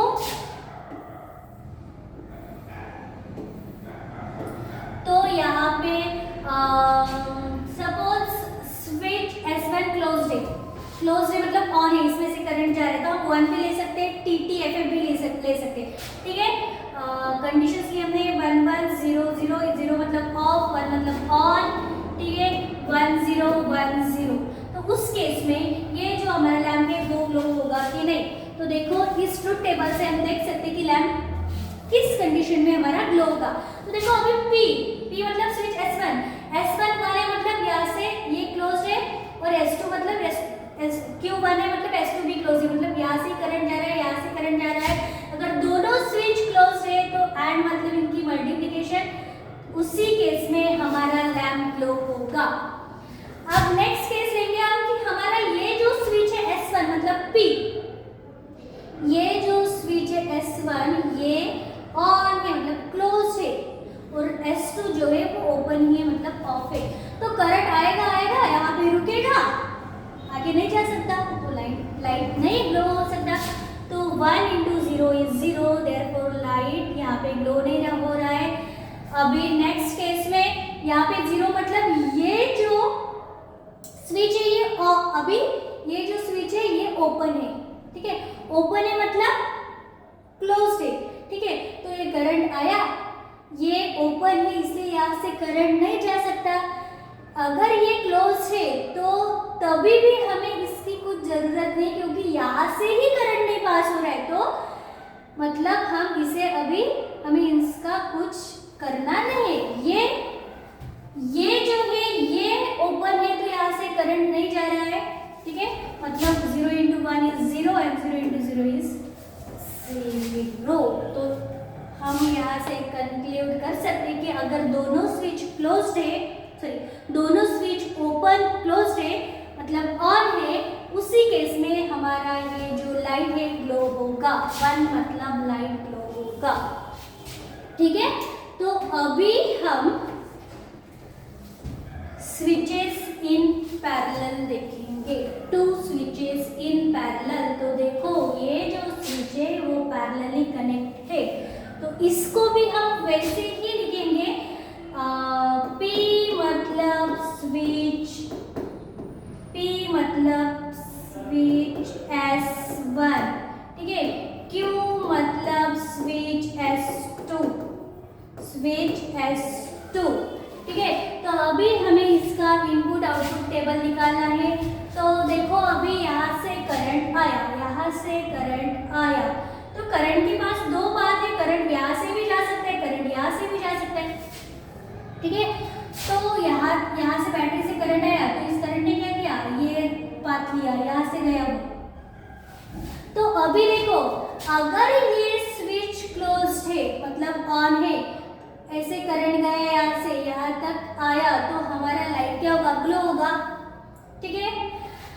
और एक पाथ है हमारे पास, करंट ऐसे आया, यहाँ से ऐसे गया, इधर आया। अभी अगर ये स्विच क्लोज्ड है मतलब ऑन है, तो करंट ऐसे जाएगा, ऐसे आएगा, लैम्प के पास आएगा, और लैम्प क्या होगा, हमारा ग्लो होगा। मतलब दोनों में से एक स्विच भी हमारा ऑन है, तभी हमारा लाइट क्या होगा, ग्लो होगा, ठीक है।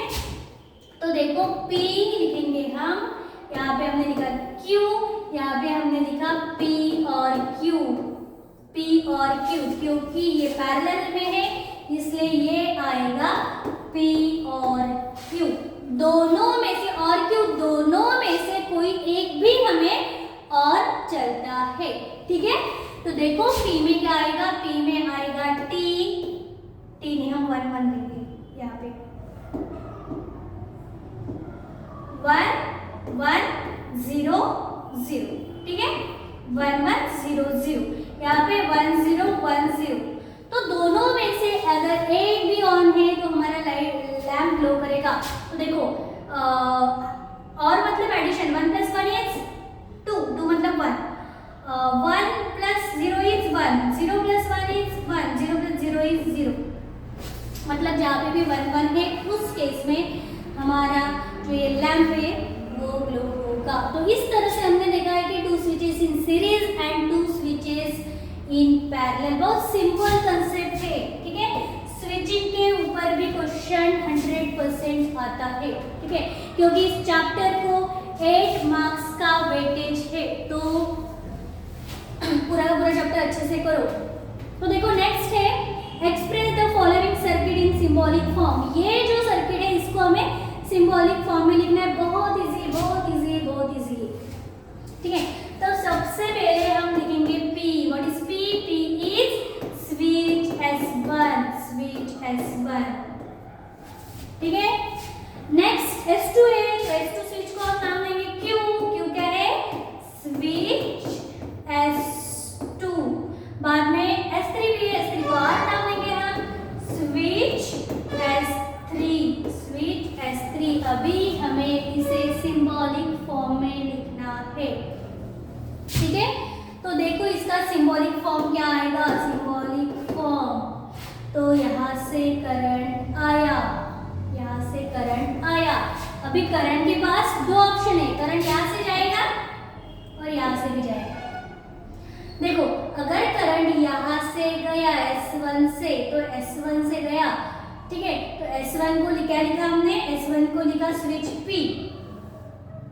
तो उस केस में फिर ये क्लोज्ड है, मतलब बटन हमारा ऑन है, यहाँ से करंट ऐसे जाएगा, ऐसे ऐसे आके यहाँ पे हमारा लैंप ग्लो होगा, ठीक है। और हमारे पास एक और कंडीशन है, तो इसलिए यहाँ पे आएगा और। ऐसे करंट जा सकता है और लैंप को ग्लो कर सकता है।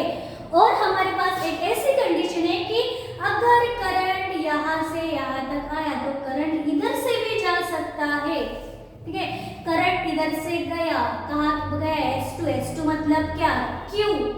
तो करंट S2 से गया तो लाइन ग्लो होने के लिए उसके पास ये बात है, S3 से जाना पड़ता है, इस ब्रिज से जाना पड़ता है, S3 ब्रिज, तो S3 से जाना पड़ता है। तो मतलब S2 क्लोज होने के बाद, मतलब ऑन होने के बाद S3 भी ऑन होना चाहिए। उसी केस में ऐसे ऐसे करंट जाके यहाँ पे लाइट ग्लो का मतलब Q के साथ कंपल्सरी आया, मतलब ऐड कंपल्सरी S3 भी मतलब R भी ग्लो होना, सॉरी करंट इसमें से पास होना चाहिए, मतलब ये दोनों भी ऑन होने चाहिए, तभी जाके ऐसे ऐसे करंट जाएगा और लैंप ग्लो होगा। तो ये है इसका सिंबॉलिक फॉर्म। फिर से बता रही हूँ, देखो यहाँ से करंट आया, करंट के पास 2 ऑप्शन है। करंट ने पहले क्या किया? यहाँ से गया करंट और करंट को लगा वाह अभी एक ही स्विच है, तो ये स्विच अभी यहाँ पे ऑन है, तो करंट ऐसे जाएगा मजे से और यहाँ पे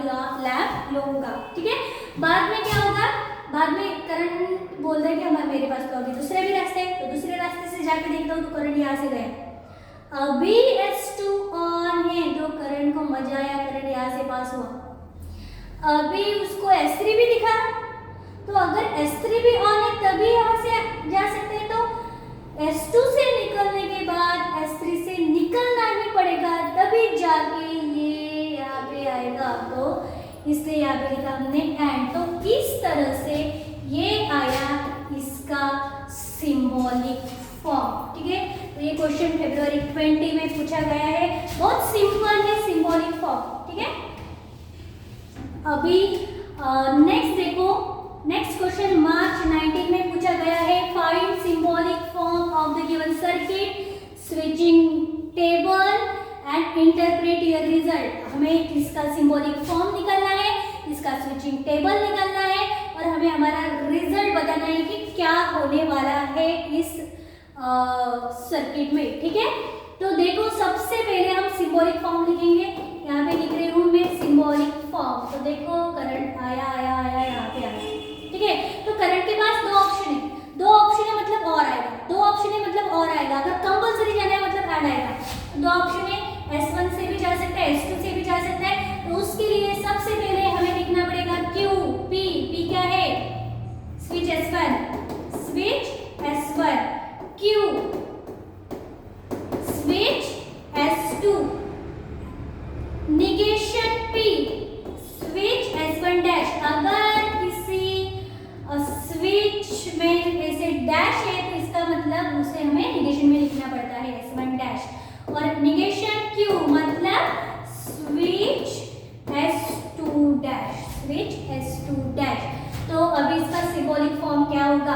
तो करंट आया यहाँ पे इसके पास दो ऑप्शन है, मतलब P से भी जा सकता है, P से भी जा सकता है, Q से भी जा सकता है, मतलब P और Q, P से भी जा सकता है और Q से भी जा सकता है।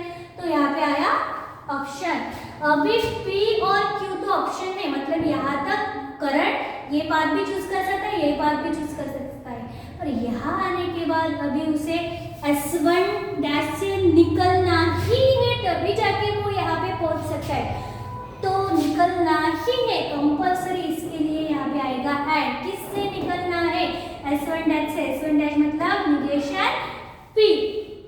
अभी यहाँ पे इससे निकलने के बाद यहाँ पे S2 डैश आता है, तो S2 डैश से भी कंपल्सरी निकलना पड़ेगा, मतलब एंड में निगेशन Q। उसी केस में ये जो लैम्प है ये होगा, देखो यहाँ पे आने के बाद दो ऑप्शन से P और Q, ठीक है। बाद में यहाँ पे कंपल्सरी S1 डैश से निकलना है, इसलिए एंड, ठीक है, और S1 डैश इसलिए निगेशन P, फिर यहाँ से भी कंपल्सरी निकालना पड़ेगा, इसलिए एंड S2 डैश है इसलिए negation Q।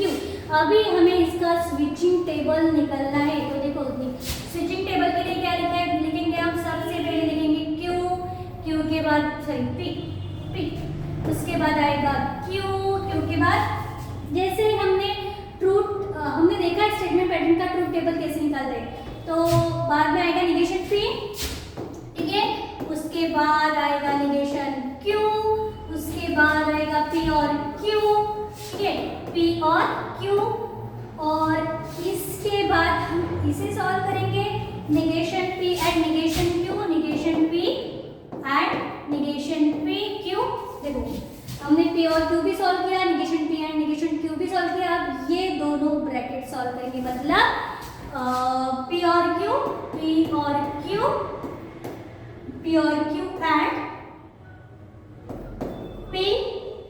And negation Q। तो देखो अभी इसका आंसर कैसे आता है। तो दो ही स्टेटमेंट है P एंड Q। अगर तीन स्टेटमेंट है, R भी आता है आपके स्टेटमेंट में, तो आपको 4 T लिखने पड़ेंगे, 4 F, बाद में Q में 2 T 2 F 2 T 2 F, और R में 1 T 1 F 1 T 1 F, ठीक है। तो अभी दो ही स्टेटमेंट है, इसलिए T, इसलिए हम लेंगे यहाँ पे T F F, यहाँ पे T F T F। देखो निगेशन P क्या आता है? T का निगेशन आता है F, T का निगेशन आता है F, F का निगेशन आता है T, F का निगेशन आता है T। ये लिखा हमने। अभी निगेशन ऑफ Q क्या आता है? निगेशन ऑफ Q, T का निगेशन क्या आता है? T का निगेशन आता है F, F का निगेशन T, T का निगेशन F, F का निगेशन T, ठीक है। इसका भी निगेशन लिखा हमने। अभी P और Q मतलब एडिशन, T और T और F, F और T, F और F और F, ठीक है। बाद में negation P and negation Q, देखो negation P and negation Q, F and F and T, T and F, T and T, T and T क्या आएगा? T। तो अभी हमें क्या करना है, ये ब्रैकेट और ये ब्रैकेट और ये ब्रैकेट का एंड, तो T एंड F क्या आता है? F, T एंड F क्या आता है? F, T एंड F क्या आता है? F, F एंड T क्या आता है? F। तो देखो कोई भी कंडीशन हो, ठीक है, तो ये जो लैंप है ये ग्लो नहीं करेगा, irrespective of all the condition of switches, lamp will not glow। ये लैंप यहाँ पे ग्लो नहीं होगा in any case, ठीक है। तो देखो ये बहुत सिंपल है, आपको इसका स्क्रीनशॉट निकालना है और ये आपको अच्छे से करना है। ये क्वेश्चन भी मार्च 19 में पूछा गया है, बहुत इंपॉर्टेंट है, 3 मार्क्स के लिए पूछते हैं, ठीक है। तो यहाँ पे लिखो irrespective of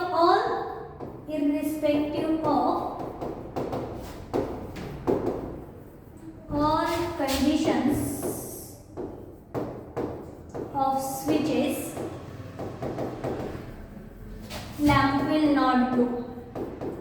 lamp will not glow. ठीक है, तो देखो अभी इसके बाद हम नेक्स्ट क्वेश्चन देखेंगे। थोड़े ही क्वेश्चन बाकी है हमारे, एक दो ही क्वेश्चन अभी बाकी है। यहाँ पे मैंने ये ब्लैंक इसलिए रखा था क्योंकि अगर जगह नहीं रहती वहाँ पे तो हम यहाँ पे लिख सकते हैं। तो ये जो क्वेश्चन है नेक्स्ट क्या है इसमें कि simplify the given circuit by writing it's logical expression, also right your conclusion. मतलब क्या करना है हमें इसका सिंबॉलिक फॉर्म लिखना है। पहले सिंबॉलिक फॉर्म लिख के उस सिंबॉलिक फॉर्म को हमें सिंप्लीफाई करना है और हमें कंक्लूजन में लिखना है कि हमारा आंसर क्या आएगा। तो अभी हम देखेंगे कि इसे कैसे सॉल्व करना है। तो सबसे पहले हम इसका लिखेंगे सिंबॉलिक फॉर्म। ठीक है, सिंबॉलिक फॉर्म। तो इसका सिंबॉलिक फॉर्म क्या आता है? सबसे पहले तो हमें लिखना पड़ेगा व्हाट इज पी। पी क्या है? Switch S1, switch S1। What is Q. Q क्या है? Switch S2। बाद में निगेशन P है switch S1 dash, switch S1 dash. And negation Q है स्विच S2 डैश। ठीक है, तो ये हमने लिखा, ये P है, ये Q है, निगेशन P है, ये निगेशन Q है। अभी इसका हमें क्या निकालना है? सिंबॉलिक फॉर्म निकालना है। तो देखो सबसे पहले ये जो करंट है यहाँ से जाएगा, मतलब S1 को लिखेंगे हम P। ठीक है, P से जाने के बाद यहाँ पे कंपल्सरी, ये दोनों में से जाना पड़ेगा। कंपल्सरी यहाँ से जाना ही पड़ेगा, एक तो इस पाथ से, एक तो इस पाथ से, मतलब यहाँ पे आएगा एंड। फिर यहाँ पे आने के बाद यहाँ पे दो ऑप्शन है, तो वो S1 डैश से जा सकता है, मतलब निगेशन ऑफ P, और वो जा सकता है निगेशन ऑफ, मतलब S2 डैश से, मतलब निगेशन ऑफ Q से। और यहाँ आने के बाद फिर से उसके बाद कंपल्सरी S2 से जाना पड़ेगा उसे। तो हम लिखेंगे यहाँ पे निगेशन, यहाँ पे एंड Q। तो ये हुआ इसका सिंबॉलिक फॉर्म। देखो यहाँ से कंपल्सरी जाना पड़ेगा P एंड।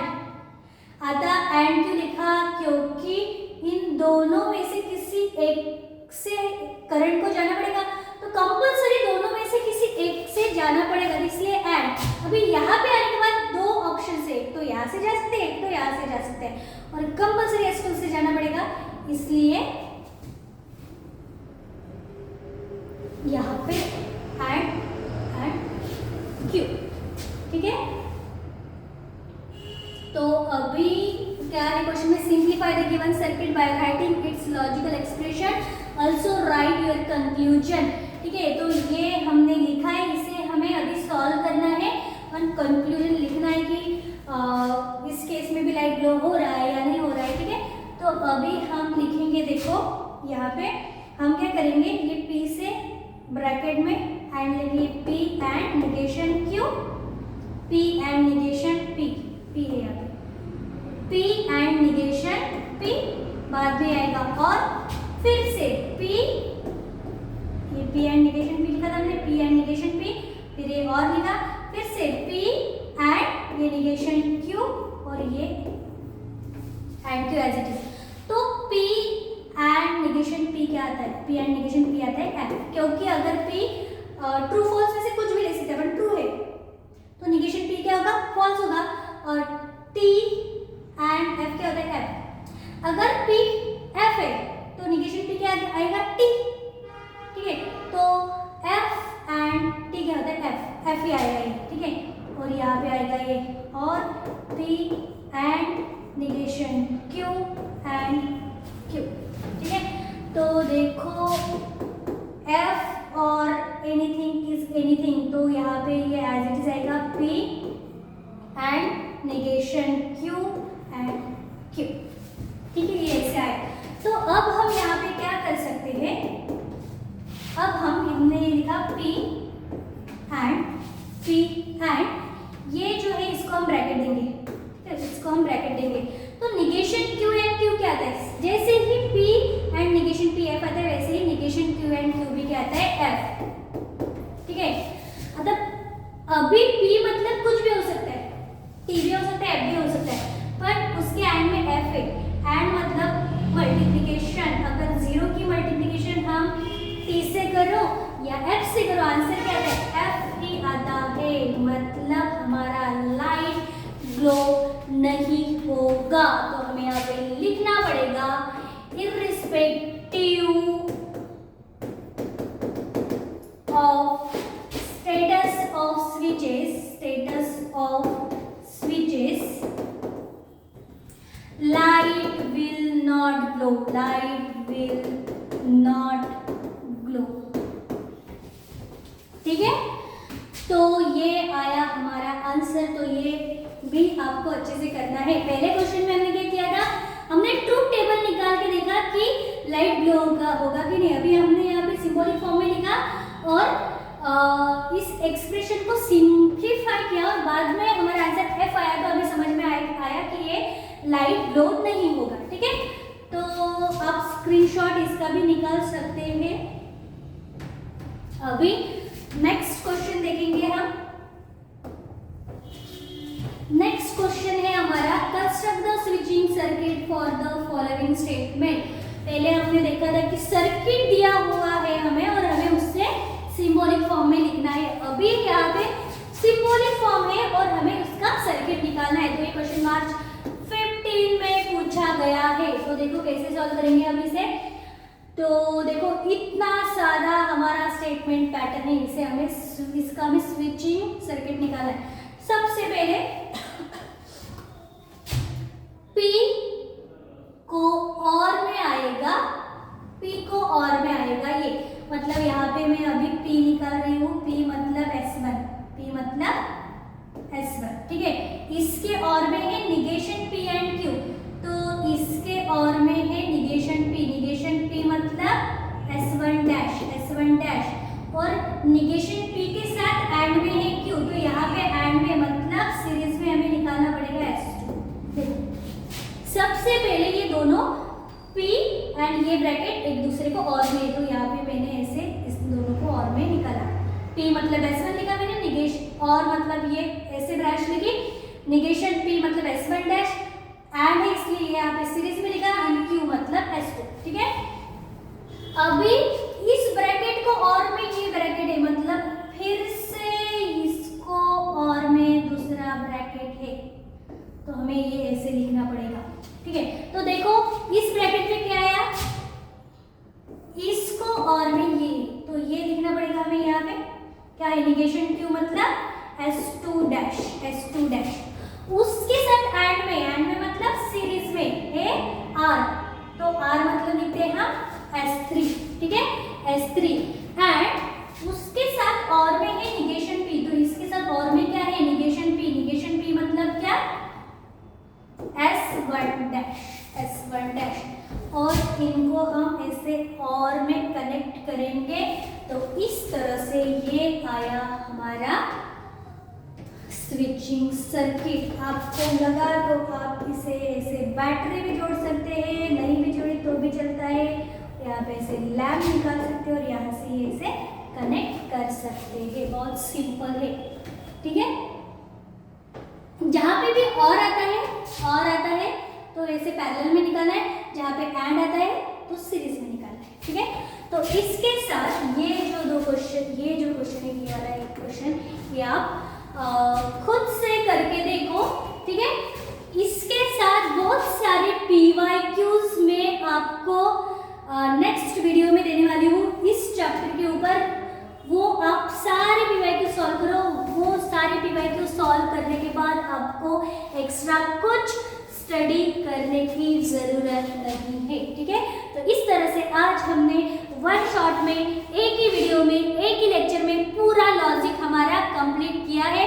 ठीक है, सभी कंसेप्ट इसमें हमारे क्लियर हुए। तो आपको क्या करना है, अभी आपको स्टार्टिंग से पूरा का पूरा लॉजिक देख के पूरा का पूरा आपको नोटबुक में उसके इंपॉर्टेंट पॉइंट्स लिखने हैं, जो PYQs है वो लिखने हैं, अच्छे से लर्न करना है और कल खुद से आपको सभी क्वेश्चन ट्राई करने हैं। ठीक है।